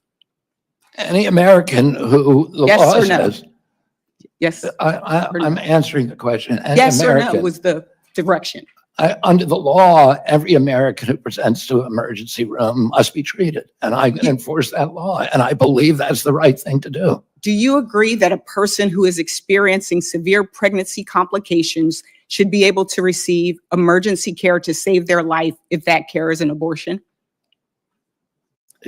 My understanding of President Trump's policy is that I'm not asking women, you President Trump's policy. I'm asking you, what do if you believe? Yeah, if it's necessary to save the life of the mother. Okay, so you Of do course, believe, yes. yes, they should. Do you commit to ensuring that pregnant women will have access to all necessary emergency care, including an abortion, if it is required to save their life or preserve? If it's required to save their life. And would you agree that the ability to provide quality emergency care for pregnant women is essential to preventing maternal mortality? providing care for pregnant women, we should be providing care for pregnant women. President Trump wants to do that. Bottom line for me, women should not be forced to rely on emergency airlifts to other states for life-saving care. And to be blunt, in our meeting, your lack of understanding really, again, was very concerning. In a 2023 interview, you described yourself saying, "I'm a Kennedy Democrat. I believe in labor unions. I believe in a strong, robust middle class. I believe in racial justice." And just yesterday and today, during this hearing and the hearing yesterday, you said we need to respect diversity. Mr. Kennedy, the Trump administration recently issued an executive order that directs the federal government to eliminate grants, contracts, policies, programs, and activities that include diversity, equity, inclusion, and accessibility. This executive order has already caused widespread confusion, fear, and uncertainty for healthcare providers, researchers, public health professionals, and service providers across the country. You said in our meeting that you understand that health disparities exist. So yes or no, do you, in your view, do the following programs count as health DEI programs? Programs that target Black women to address the maternal mortality crisis? Senator, there are 7. Yes or no? I'm not going to answer that yes or no. If you want an answer, I'm happy to give it to you, but it's not a yes or I no. just want a yes or no. It's not susceptible to yes or no answer. Well, then- if you then want to hear an answer, Senator. Let me shift this because I only have If you 36. want to hear an I've answer, got Senator, I'm 36. very happy to I've give got you now one. 33 seconds.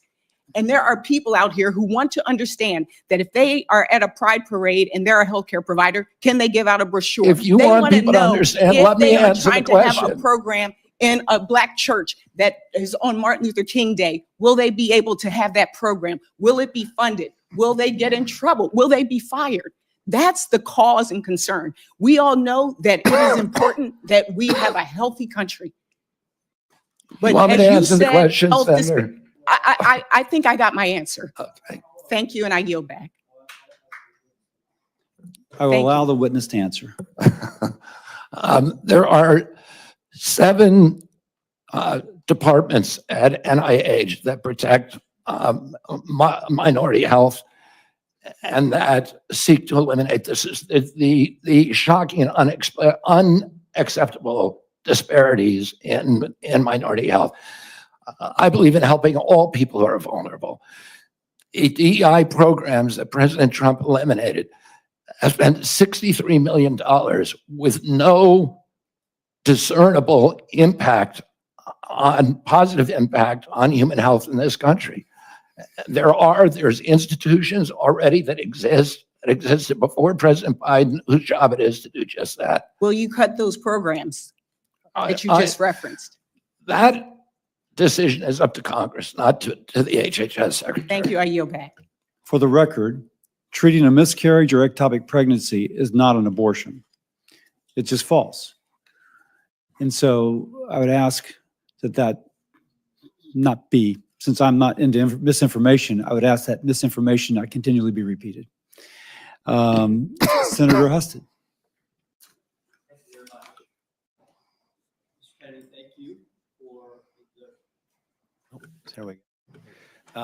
Thank you for the work that you have done to create awareness about the food we eat and how it affects our health, particularly with our children. And you have helped put that on the American agenda, rightfully so, and I appreciate that. I want to share with you a few statistics. According to the CDC, obesity prevalence is around 42% among adults with lower incomes compared to 31% among higher income individuals. That the relationship is strong among women. 45% of low income women are obese compared to 29% of higher income women. And I know I have had this conversation over the course of my public service career many, many times because at the states we run the Medicaid program, that it impacts those health statistics, that obesity impacts our programs, the cost of them, the quality of life of the people who are served. And I also get this question about why in the world does the federal government continue to subsidize programs that lead to unhealthy foods? And why do we operate programs in the way that we do, like with SNAP, that pays for foods that we know are causing people to be unhealthy? And I know you don't have the sole authority in this matter. The Department of Agriculture and the Congress is certainly, it has an impact on that. But could you just shed some light on how you see your role in trying to impact that? Because we see that these policies are disproportionately affecting poor people, and the inability to change them and make America healthy again is having a disproportionate effect not only on them, but the cost of all of these programs we're trying to maintain. Thank you for the question, Senator. The NIH has been diverted into away from studying the etiology of chronic disease. So there's almost nothing at NIH, very, very little, a low percentage of its budget, a $42 billion budget that is devoted to finding out why we're having this obesity epidemic. We know it's an environmental toxin. Epidemics are not caused by genes. That genes may provide a vulnerability. You need an environmental toxin. Why aren't we devoting science to finding out what those toxins are and then eliminating them? And, this just, the focus is on infectious disease and we almost altogether ignore chronic disease, which causes 92% of the deaths in this country. And during COVID, we had the highest death rate of any country in the world. We had 16% of the COVID deaths. We only have 4.2% of the world's population. No country did as poorly as us. When you ask CDC, why is that? They say because we are the sickest people on earth. The average person who died from COVID had 3.8 chronic diseases. American Blacks were dying from COVID greater than almost any population in the world, about over 3,000 deaths per million population. The only people worse are Indian reservations, which have an even higher rate. And the only person who did worse globally were Samoans. We had the American Blacks were disproportionately impacted because they disproportionately have diabetes, obesity, cardiac illnesses, and other chronic disease. We need to start studying those, and we need to get rid of the conflicts in the agency that obstructs those studies. And that that are focused on advancing the mercantile interests of the food industry and the pharmaceutical industry rather than the health of the American people. Well, I would ask you to take, if confirmed, to take a leadership role across the agencies to advise us on what policy changes we must make to both not make it worse, but to make it better. Because we subsidize, literally, we have policies as a government that encourages the production of foods and the sale of foods to particularly our poorest Americans that lead to these problems. We are literally creating the problem that we're trying to solve, and your recommendations would be very much appreciated. We already have liaisons with the USDA, with Brooke Rollins, so that we can, with whom I have a very good relationship, so that we can work collaboratively to reduce the chronic disease and the exposures that are causing them. Thank you. Senator Hickenlooper. Thank you, Mr. Chair. And thank you, Mr. Kennedy, Bobby. We share a mutual oldest best friend, and I respect that affection that you have for him very, very much. You did talk a little longer in your introduction, so I'm going to try to urge concision because I've got 3 or 4 questions. As I said when we met, I'm still very concerned about the issues around vaccination, but I thought I'd start with the ability of Medicare to negotiate drug prices, which was finally okayed in 2022. We'll save Medicare plan $100 billion in the next 10 years, probably $1.5 billion out of consumers' pockets, Medicare patients, in just 2026 alone. Yesterday, you said that the Trump administration had issued a statement to lowering the cost of prescription drugs and continuing the negotiation program. I went back and looked at that, and it was a statement that mentioned increasing transparency and then said they would solicit feedback on the Medicare drug price, but nowhere did it say in the statement that the administration was actually going to commit to lowering prices. So is that something you still feel that negotiation program and lowering those prices is important? I've spoken to President Trump about negotiations. He's absolutely committed to negotiating lower drug prices. Great. I appreciate that. You've also spoken much on the need to focus on prevention of chronic disease, which I think everyone shares. The MAHA movement is alive in Colorado as well as everywhere else. People are frustrated by the fact that for every dollar we spend on healthcare in this country, and it has been previously said, it's often double any other country, only a nickel goes to prevention. So when you look at that $100 billion is going to be saved over the next 10 years through the negotiation of pharmaceuticals. Do you have any ideas of how we could put that towards prevention, that revenue? Well, that's a really good question, Senator Hickenlooper. I mean, there's two things. There's two. I'm going to give you 40 seconds because I've got two more questions. I mean, we can do Medicaid, Medicare, and Obamacare should be we should be moving to value-based care, which includes prevention. And then the other arm is at NIH, CDC, and FDA, which should identify the toxins that are contributing to chronic disease and eliminating them. Great. Another short question with mifepristone, which has been described and discussed a lot already. And I understand your commitment to follow the policy of the president.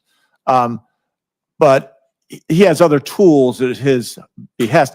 If there needs to be another study or looking at the other existing studies, will you make sure that there's no bias to the best of our human ability to twist those results in any way to support that policy? And I'm speaking now just about the defense of science to make sure that those Senator, I will reviews are fair. commit to you here today to review prior to approving any study at NIH to allow you to approve the protocols and the researchers and help us choose the research. All I want is good science. And I would love input from this committee on any study that we do.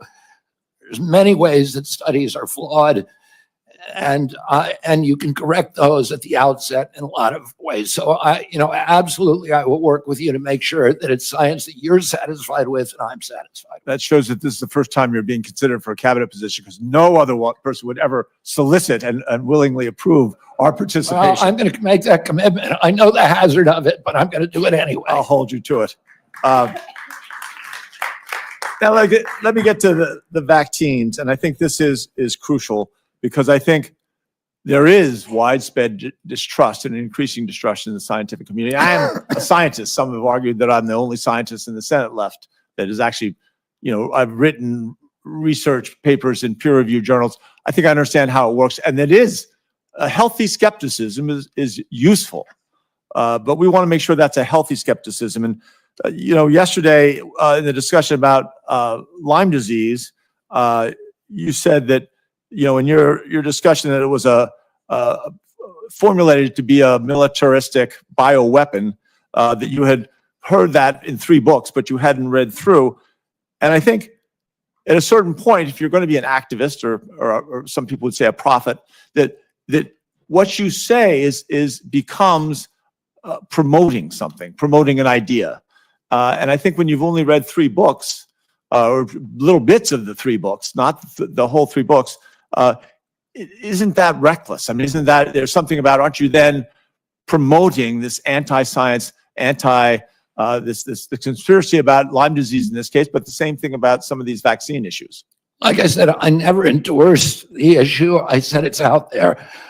For me not to acknowledge that is a form of manipulation. For me to say there is no question here, the government proclaimed orthodoxy is true. Anybody who believes it is a dissident. I'm going to have time, and I appreciate the things. I just leave it that just because we do have one out of 36 kids that, again, we can't explain what it was. It's not fair to put that blame onto all kinds of things, but focus on vaccinations. I yield back. Dr. Moody, I'm sorry, Senator Moody, I'm sorry. Good morning. Thank you for joining us, and thank you for sitting down with me and spending so much time with me in my office. It has been an overwhelming week. I am the junior most senator on this committee, and certainly you treated me no differently than the chairman, and I'm grateful to you for that. One of the topics we spent a long time talking about was your assurance and knowledge and understanding that it was the states that in fact gave limited power to the federal government and not the other way around, and your assurance that you will not use your agency or any organization that falls under your leadership to interfere with the state's ability to set policy or any autonomy of the state to enact or enforce laws that protect the lives of the unborn. I think that that is a concern of many. It was certainly one of mine, and you allayed those concerns, and I appreciated you spending so much time with your assurances. I want to turn to some of the discussions regarding many, which would say the government and health professionals did great harm to science and medicine in the wake of COVID-19. America, I believe, is at a crossroads where unfortunately things that used to not be particularly political, like science and medicine, are now politicized to the point where reality is distorted. What you believe has little to do with truth or facts and everything to do with your party. My hope is that you, Mr. Kennedy, and President Trump's other appointees will break this cycle that is threatening America and destroying its promise. Certainly, while I was the Attorney General of Florida, I had the responsibility in numerous areas to seek the truth and bring justice. Working with Governor DeSantis and other leaders, we launched grand jury investigations. And I want to bring your attention to one of those grand jury investigations that dealt with COVID-19 and the actions of government officials and Big Pharma. And remember that a grand jury investigation is made up of lay people, 18 in this instance that were brought from different communities in Florida. And I just want to read into the record one paragraph for your consideration. Much of the goodwill by the COVID-19 vaccines was squandered in the following years as sponsors and federal regulators collaborated to push out booster after booster based on shallow, inaccurate safety and efficacy data, sidelining their own ombudsman to get doses of these vaccines into the arms of every American, regardless of their underlying risk from the SARS-CoV-2 virus. Erstwhile gatekeepers became cheerleaders as federal regulators, with the trust of the American people, dragged their feet in publicly confirming important safety signals, and then sanctioned long delays in mandatory post-marketing studies involving those very same signals. Sponsors abused the scientific journal system and regulatory reporting requirements, delaying public disclosure of serious adverse events from their clinical trials for years, and I could go on. Mr. Kennedy, as Secretary of Health and Human Services, will you use your position to squelch medical or scientific views with which you disagree? Never. And, you know, and this is relevant to what Senator Hickenlooper was asking me. We've tried this system where government lies to Americans, or where they tell them about it, that they have it with a level of assurance that they don't feel themselves, and it isn't working. The initial COVID vaccine, Americans flocked to get it. I think 95% of Americans went and got it. CDC has now recommended an 8th booster, and only 23% of Americans at most are taking it. It's because 77% of Americans no longer trust CDC. That's not a good thing. If we want uptake of vaccines, we need a trustworthy government. In other nations where they don't have mandates, like Japan and a few years ago in Germany, they had the same uptake as we did, without any mandates, because people trust their government. That's what I want to restore to the American people and the vaccine program. I want people to know if the government says something, it's true. It's not manipulative. And it's not a noble truth, which is what a certain doctor called his lies. Certainly, I don't have a lot of time, but I would like to bring your attention to another grand jury investigation that we did in Florida, and I would ask Mr. Chairman to enter into the hearing record 2 grand jury reports related to human trafficking and COVID-19. to have your commitment that any organization under your purview will work with the states, not impede our investigations, to ensure that children that are in this country, that are minors, that are under your purview, that you will communicate with us so that we can have the information to make sure that they are safe.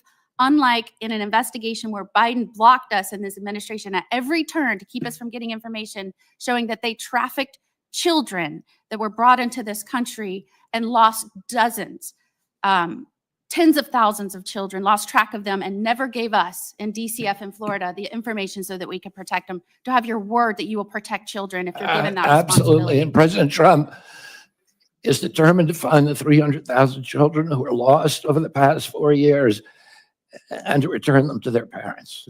Thank you. Without objection, it can be entered into the record. Senator Markey. Thank you.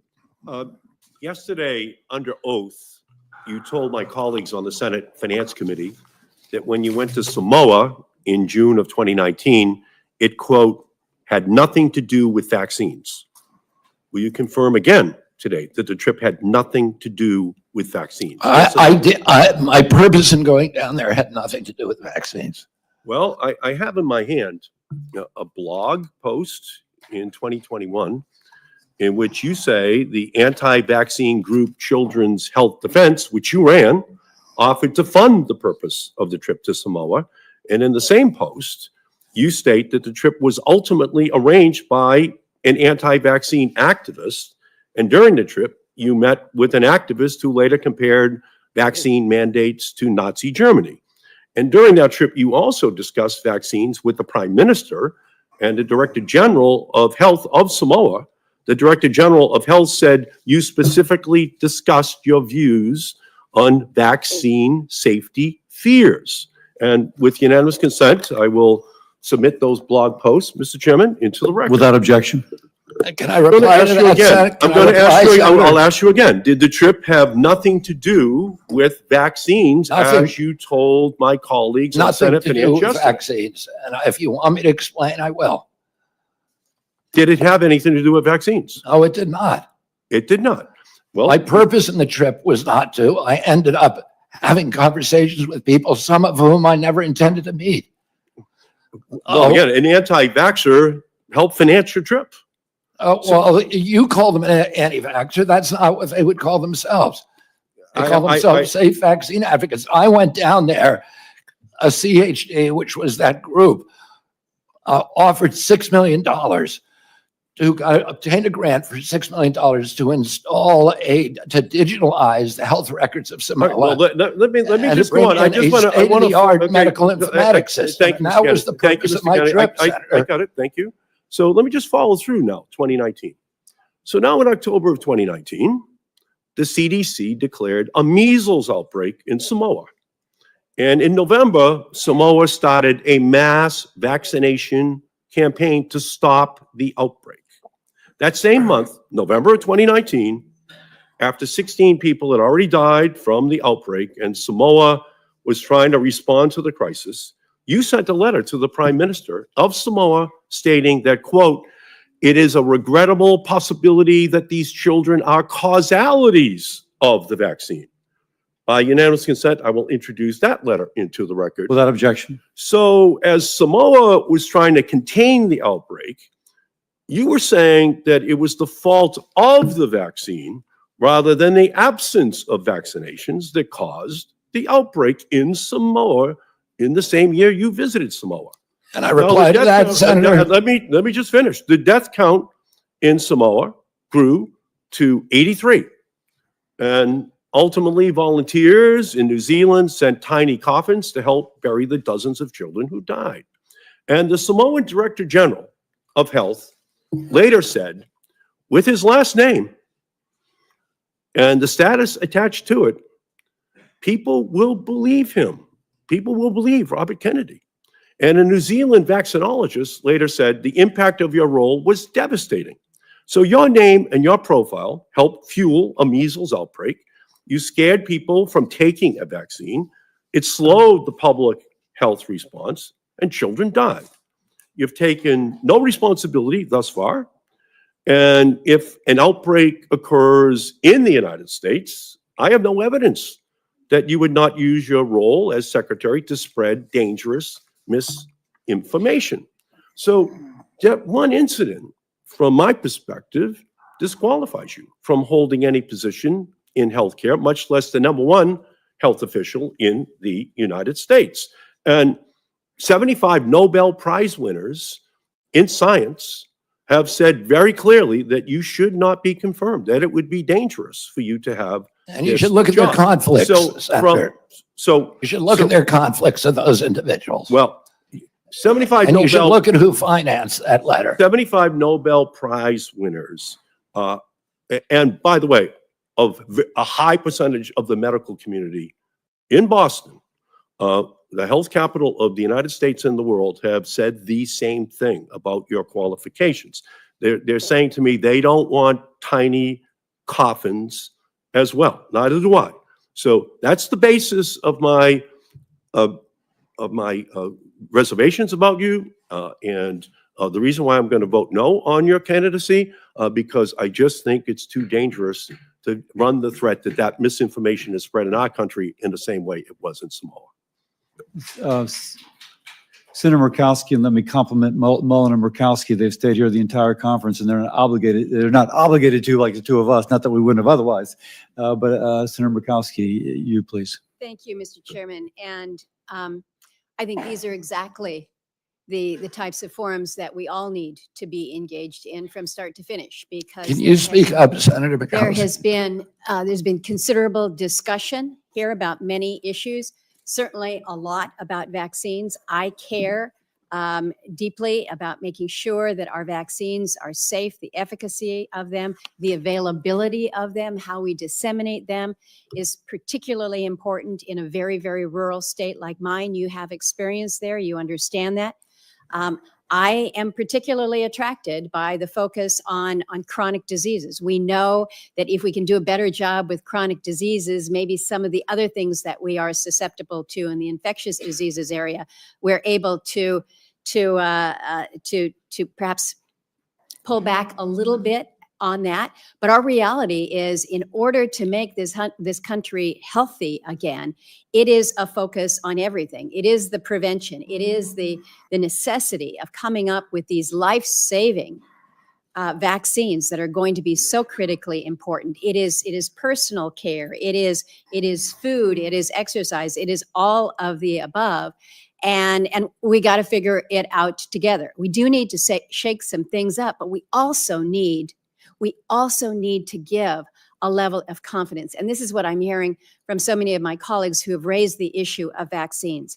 We have made some considerable gains in my state of Alaska with vaccinating the many people in very rural areas where one disease outbreak can wipe out an entire village. We saw this in 1918 with the Spanish flu, and that's why everyone was rattled to the core. Villages were shut down entirely during COVID because of the fear of transmission. And so they're looking for these life-saving ways and means. And so when there is a lack of confidence, when there is a doubt, it's like, well, what do I do?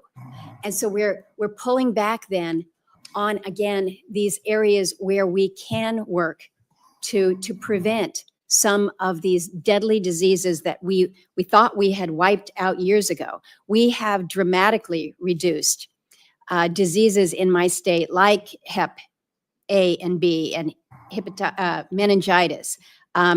We're just now getting through a tough bout of whooping cough that came around to the state. Now there's a scare in the peninsula in Alaska about a measles outbreak. So we can't be going backwards with our vaccinations that will allow for this level of prevention and protection.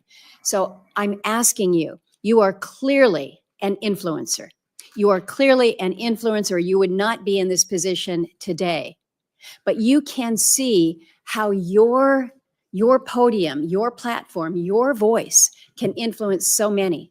So I am asking you on the issue of vaccines specifically to please convey convey with a level of authority and science, but also with a level of conviction and free of conflict and free of political bias, that these are measures that we should be proud of as a country. Proud of as a country. Look to what President Trump was able to do with the COVID vaccine. It was extraordinary, and it did save lives. I need time for a question, so I'm asking you to focus on how you can use your position to provide for greater levels of confidence to the public when it comes to these life-saving areas. So I'm going to pivot to a question that you can answer. This relates. I can answer that one too. No, I know, but I have 43 seconds, and no one has talked about our native populations. When you look at our health statistics, whether it's Alaska Natives or whether it is American Indians, our health statistics in this country, you know very well, because we talked about them, are not where they need to be.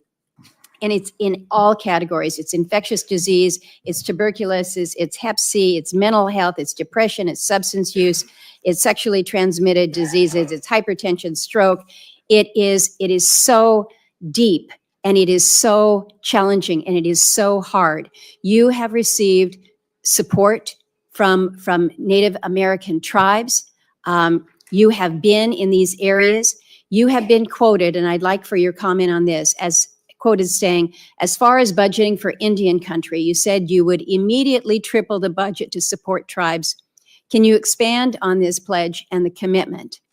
Because this is an area where we have truly left our Native people behind when it comes to their health and their health outcomes. Yeah, thank you, Senator. And this is an issue, as you and I talked about, that is very important. It's always been a priority for me. I spent 20% of my career working on Native issues. I was one of the founding editors of Indian Country Today, which is the biggest Indian newspaper.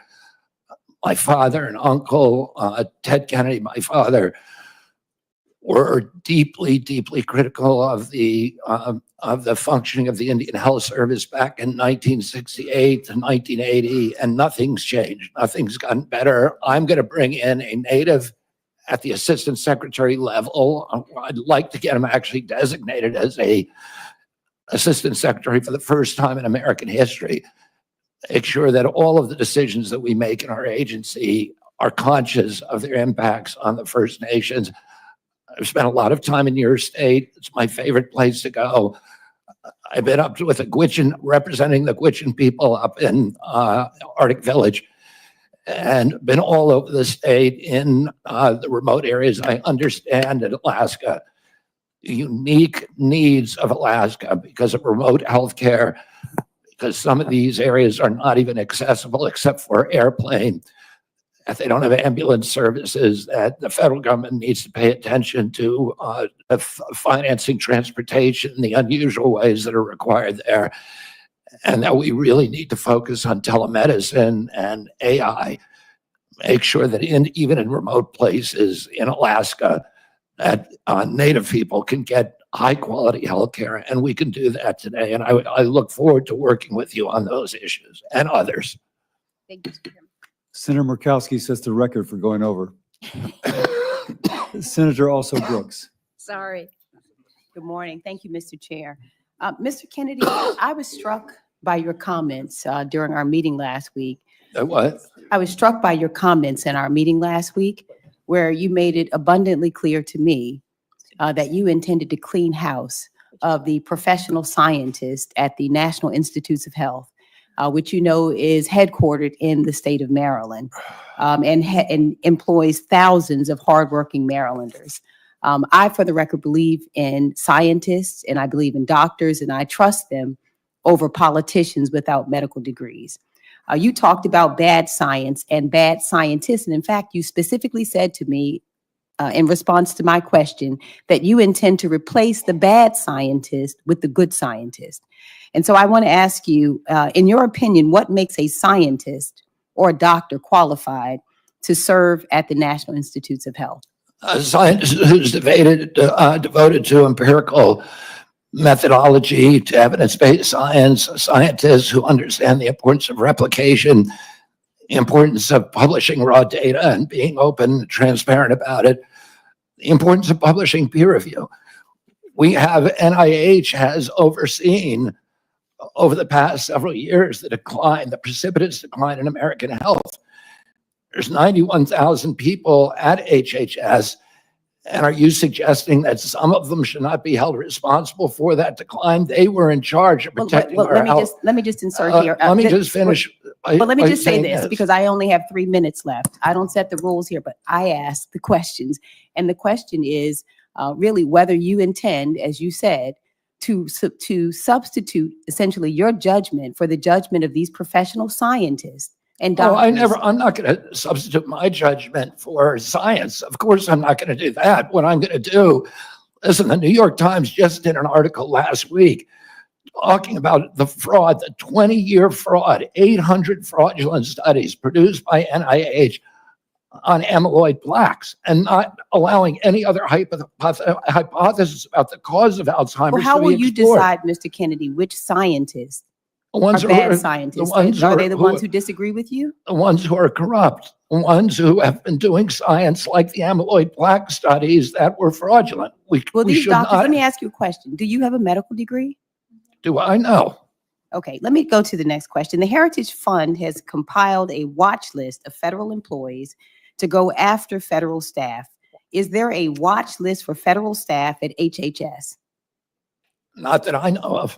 Have you or has anyone in the administration developed a list of career scientists or federal staff that you would target for termination?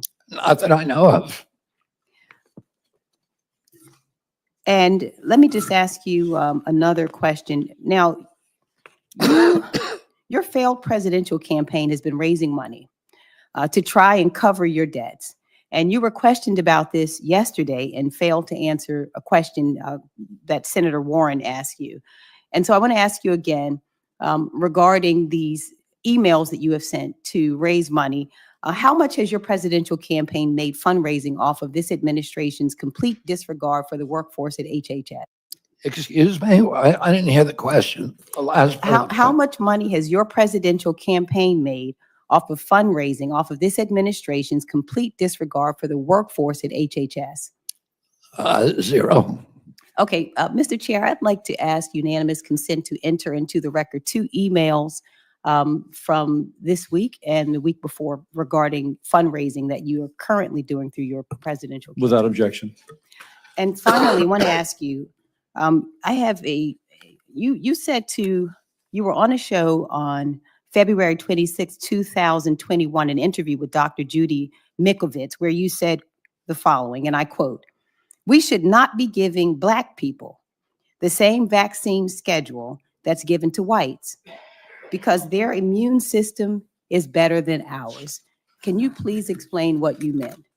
There's a series of studies, I think most of them by Poland, that show that to particular antigens that Blacks have a much stronger reaction. There's differences in reaction to different products by different races. So I have 17 seconds left. Let me just ask you then. So what different vaccine schedule would you say I should have received?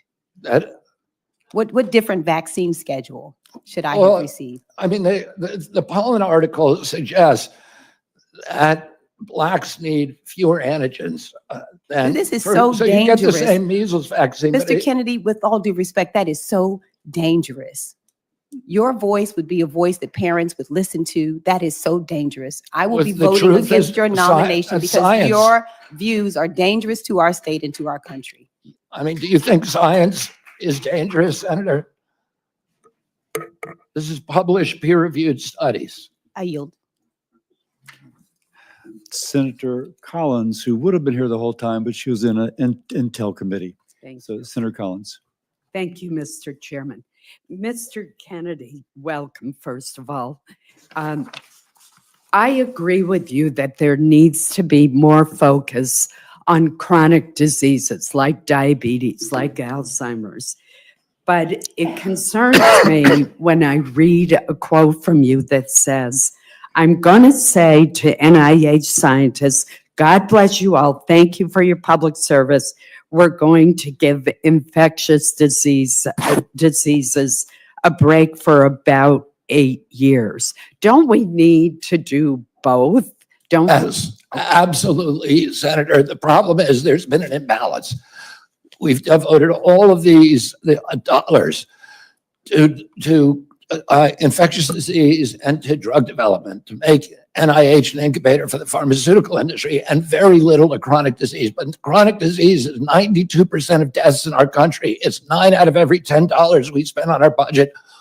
Why aren't we devoting at least equivalent studies to determining the etiology of our chronic disease? It just seems like common sense to me. I would point out that in many cases, it's Congress rather than HHS who sets the funding levels for various diseases. But NIH decides, as panels that decide who gets funding, not Congress, Senator.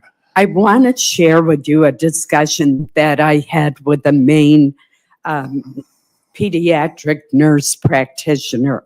She raised the concern that if people are discouraged from getting their children vaccinated, we will lose the herd immunity in a classroom. And that means that a child who may be immunosuppressed and cannot get a vaccine are at risk of being in a classroom with an unvaccinated child, and thus at risk of getting the infectious disease because we've lost the herd immunity. What would be your response to that? My response is that vaccine uptake for the COVID vaccine, for example, is down to 23%. And all vaccines are dropping, and they're doing that because people don't believe the government anymore. We need good science, and I'm going to bring that in. I'm going to restore trust, and that will restore vaccine uptake. Well, you're certainly correct about what happened with the COVID vaccine, but let me switch to the polio vaccine. Do you think that the polio vaccine is safe and effective? Yes, I do. And so would you seek to reduce its availability in any way? No, not at all.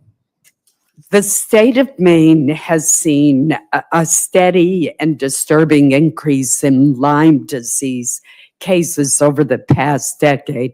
We talked a little bit about this in my office. In 2023, Maine had a record number of Lyme disease cases, nearly 3,000 reported cases. Fortunately, there is a promising vaccine trial for Lyme disease that is underway at Maine Health in Portland. Access to a Lyme disease would be a monumental step forward in reducing the burden of this disease, which can have lifelong effects. I've seen it in members of my own family. As HHS Secretary have confirmed, what influence would you exercise over new vaccine approvals, such as one for Lyme disease? Senator, you and I have talked about this issue. I've had Lyme disease. I lived in the epicenter of Lyme disease. Every member of my family my immediate family has had Lyme disease. I had a son whose face was paralyzed for a year. I have a son today who has been suffering with devastating effects from Lyme disease for 2 years. There's nobody who will fight harder to find a vaccine or a treatment for Lyme disease than me. I very much appreciate that assurance, and I'm sorry that your own family has been so adversely affected. In Maine, we have a lot of people who work outside and work in the woods, and ticks are everywhere. So this is a very important issue to me. Thank you. And to me too, Senator.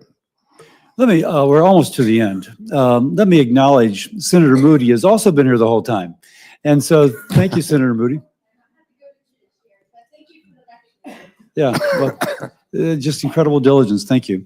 Both Senator Sanders and I will have a couple questions, and then we'll each have a closing statement, and then your long national nightmare will be over. So anyway, first, a couple more of commit type questions. If you are confirmed, do you commit that you will not work to impound, divert, or otherwise reduce any funding appropriated by Congress for the purpose of vaccination programs? Yes. And do you commit that you will not impose new grant conditions outside of congressional direction for state, local, or global entities that in any way limits, restricts, or rescinds access to vaccines or vaccine promotion programs? Yes. And then this is the nice thing about listening to all of this. Let me ask this. I've been impressed. One, you've handled yourself very well. I've been impressed that on many things you are familiar with recent medical data. But on other things, you haven't been. So let me bring up two things that are very pertinent now. While sitting here, I went up to look at the medical literature on these issues.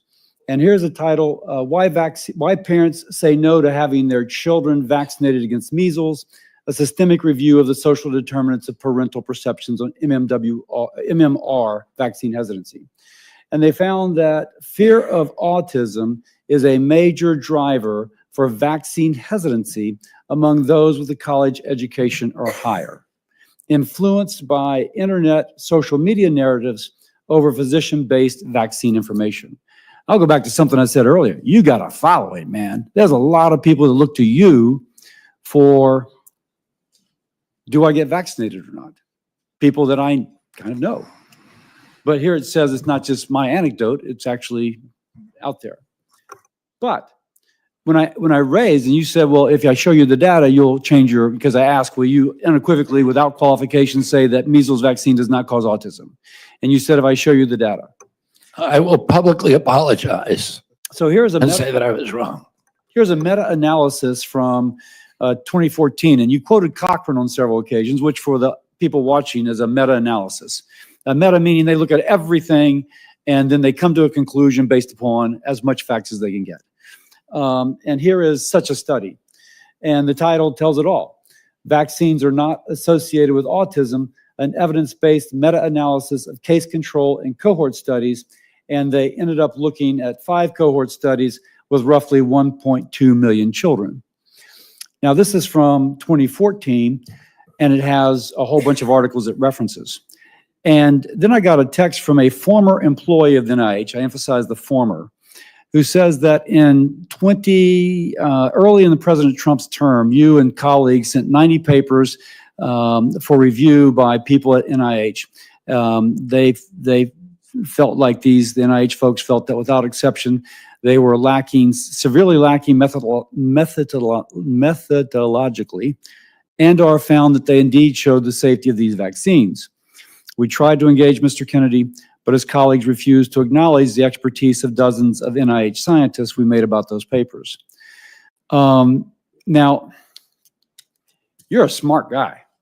You're reading the medical literature, and you're coming up with the recent medical literature on certain issues. But here is both older article, summarizing lots of older articles that have come out since the original refuted Wakefield article in The Lancet regarding measles and autism. And here is somebody who, it's he said, but somebody who said that previously you've had this presented to you. So back to me. I'm a doc trying to understand convince me that you will become the public health advocate, but not just churn old information so that there's never a conclusion, as Senator Hassan suggested, but that will become the influencer for people to believe, no, there's 1.25 million kids studied and there's no autism associated with measles. You tell me, you see what my question is in there. I'm going to be an advocate for strong science. You show me those scientific studies, and you and I can meet about it. And there are other studies as well, and I'd love to show those to you. There's a study that came out last week of 47,000 9-year-olds in the Medicaid system in Florida. I think a Louisiana scientist called Mawson that shows the opposite. So there are other studies out there. I just want to follow the science.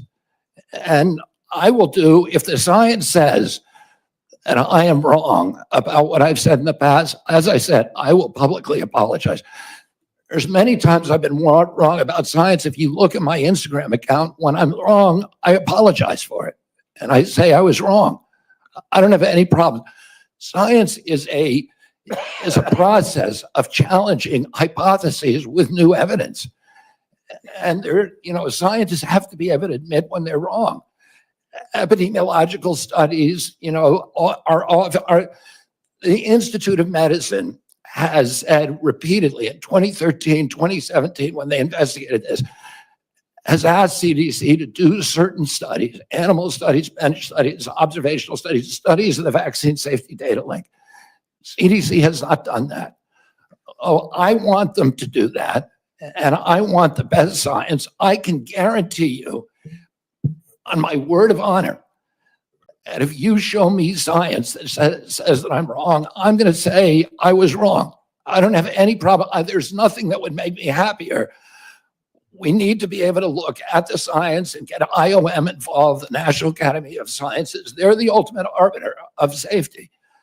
What was that? And you know what? One of the things we need to do, I think, is a subject that we haven't talked about here. Why don't we know what's causing this epidemic? Why hasn't the CDC been looking at other hypotheses to determine the etiology of why we've had this dramatic 1,000% increase in this disease that is destroying our kids? Is probably the biggest issue. Why don't we know the answer after 30 years of steady rises in autism rates? I don't know. We know the answer to that. We should know the answer.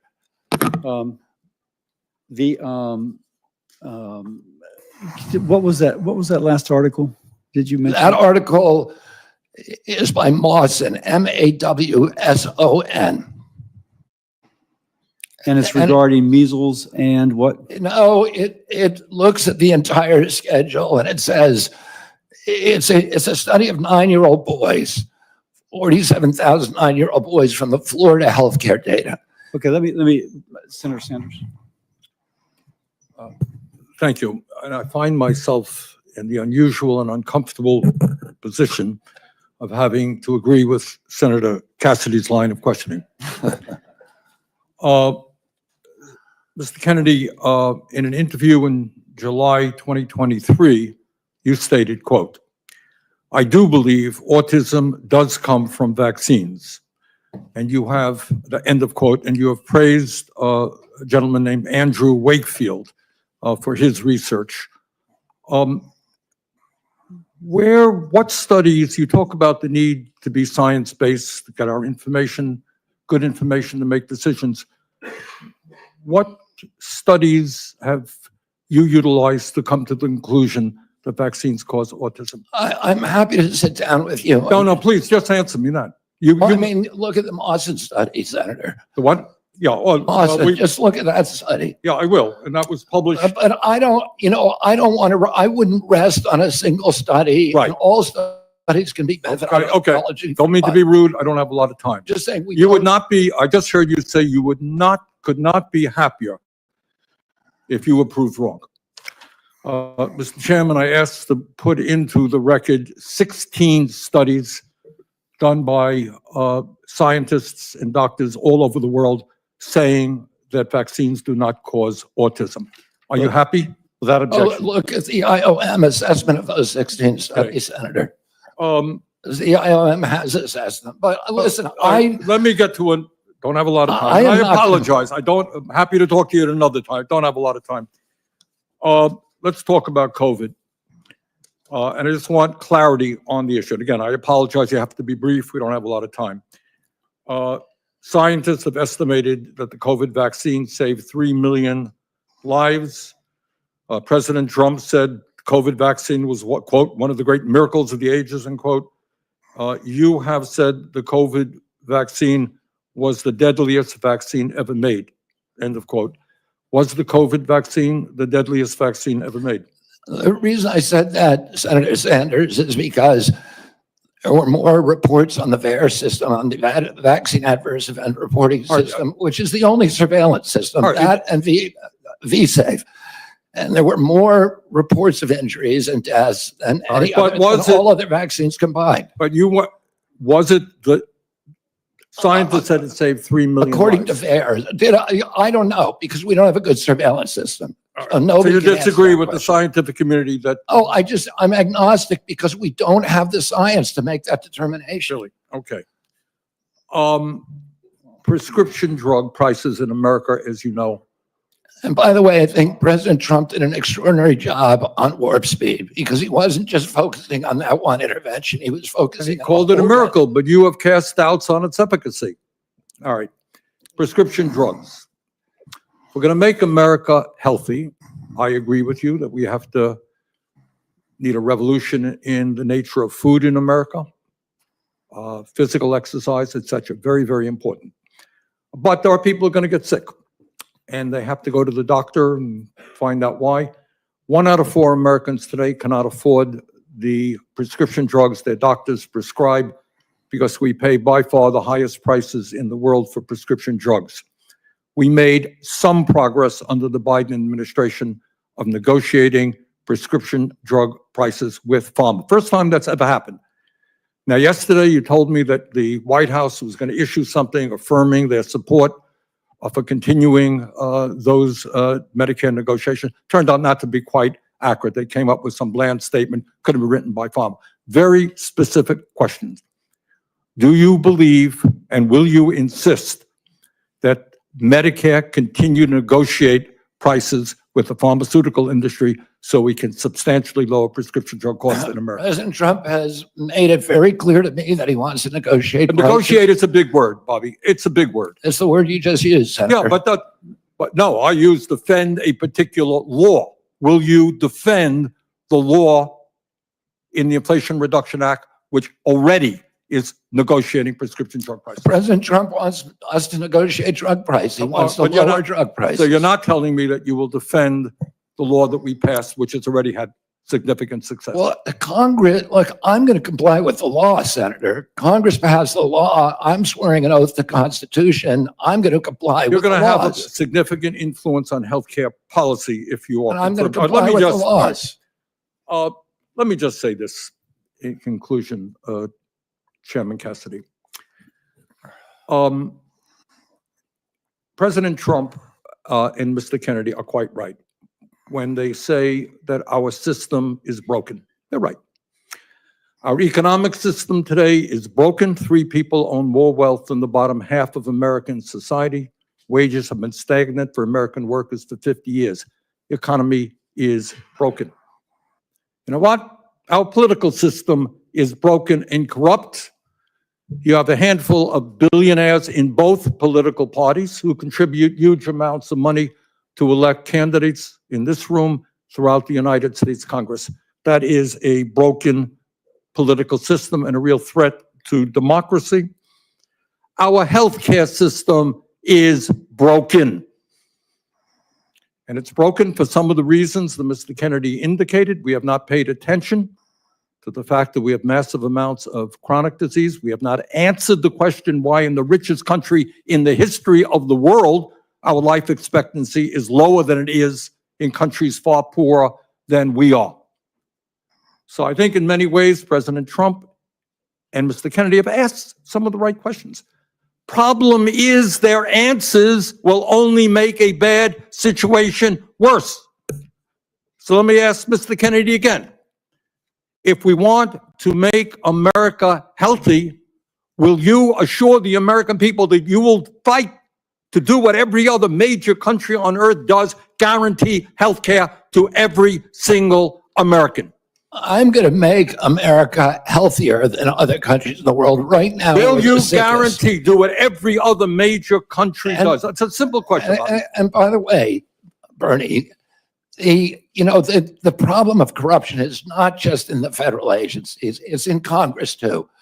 almost all the members of this panel are accepting, including yourself, are accepting millions of dollars from the pharmaceutical industry. Oh, no, And no, no, protecting no, their no. interests. Oh, I thought that would, no. I ran for president like you. I got millions know. and millions of contributions. They did not come from the executives, not one nickel of PAC money from the pharmaceutical industry. They came from workers.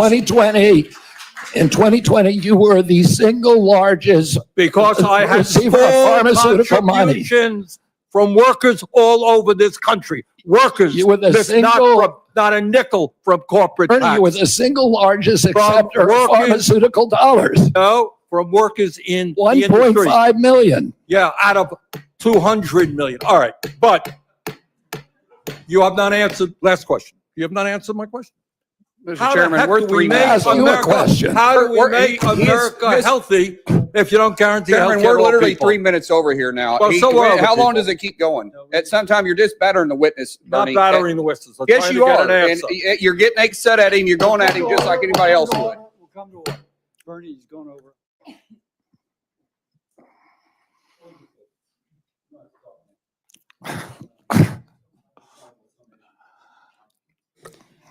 Before I ever entered politics, before I was ever thinking about running for office, I practiced medicine for 30 years.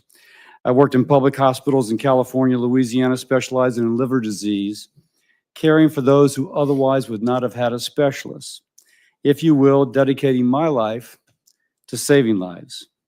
That is, being a doctor. That ethic guides me now. In my opening statement, I told the story of my patient, an 18-year-old girl with acute liver failure from hepatitis B being air ambulanced to LSU Shreveport Hospital for a liver transplant. Now, let me finish the story. Her mother wasn't allowed to fly in the helicopter, so her mother drove the 3 hours from Baton Rouge to Shreveport. Now, when she arrived, they let her visit her daughter before she went back to the OR. And the mom goes in to say a prayer, squeezes the daughter's hand. The daughter's eyes open, and she said, "Mama?" And the daughter began to recover. Powerful story with a happy ending. But as a doctor, I saw endings not so happy. I just had a friend text me, 2 children died in an intensive care unit in a Baton Rouge hospital from vaccine preventable diseases this past month. So my concern is that if there's any false note, any undermining of a mama's trust in vaccines, another person will die from a vaccine preventable disease. Now, you've got a megaphone. Maybe you and Bernie, Bobby and Bernie. Of everybody in this room, the 2 of you have the biggest followings, tremendous credibility. And with that influence comes a great responsibility. Now, my responsibility is to learn, try and determine if you can be trusted to support the best public health. A worthy movement called MAHA to improve the health of Americans, or to undermine it, always asking for more evidence and never accepting the evidence that is there. I looked at the article from Dr. Mawson, and it seems to have some issues. I'll just put that to the side. And that is why I've been struggling with your nomination. There are issues ultra-processed food, obesity, we are simpatico. We're completely aligned. And as someone who has discussed immunizations with thousands of people, I understand that mothers want reassurance that the vaccine their child is receiving is necessary, safe, and effective. We agree on that point, the 2 of us, but we've approached it differently. And I think I can say that I've approached it using the preponderance of evidence to reassure, and you have approached using selected evidence to cast doubt. Now, put differently, we're about the same age.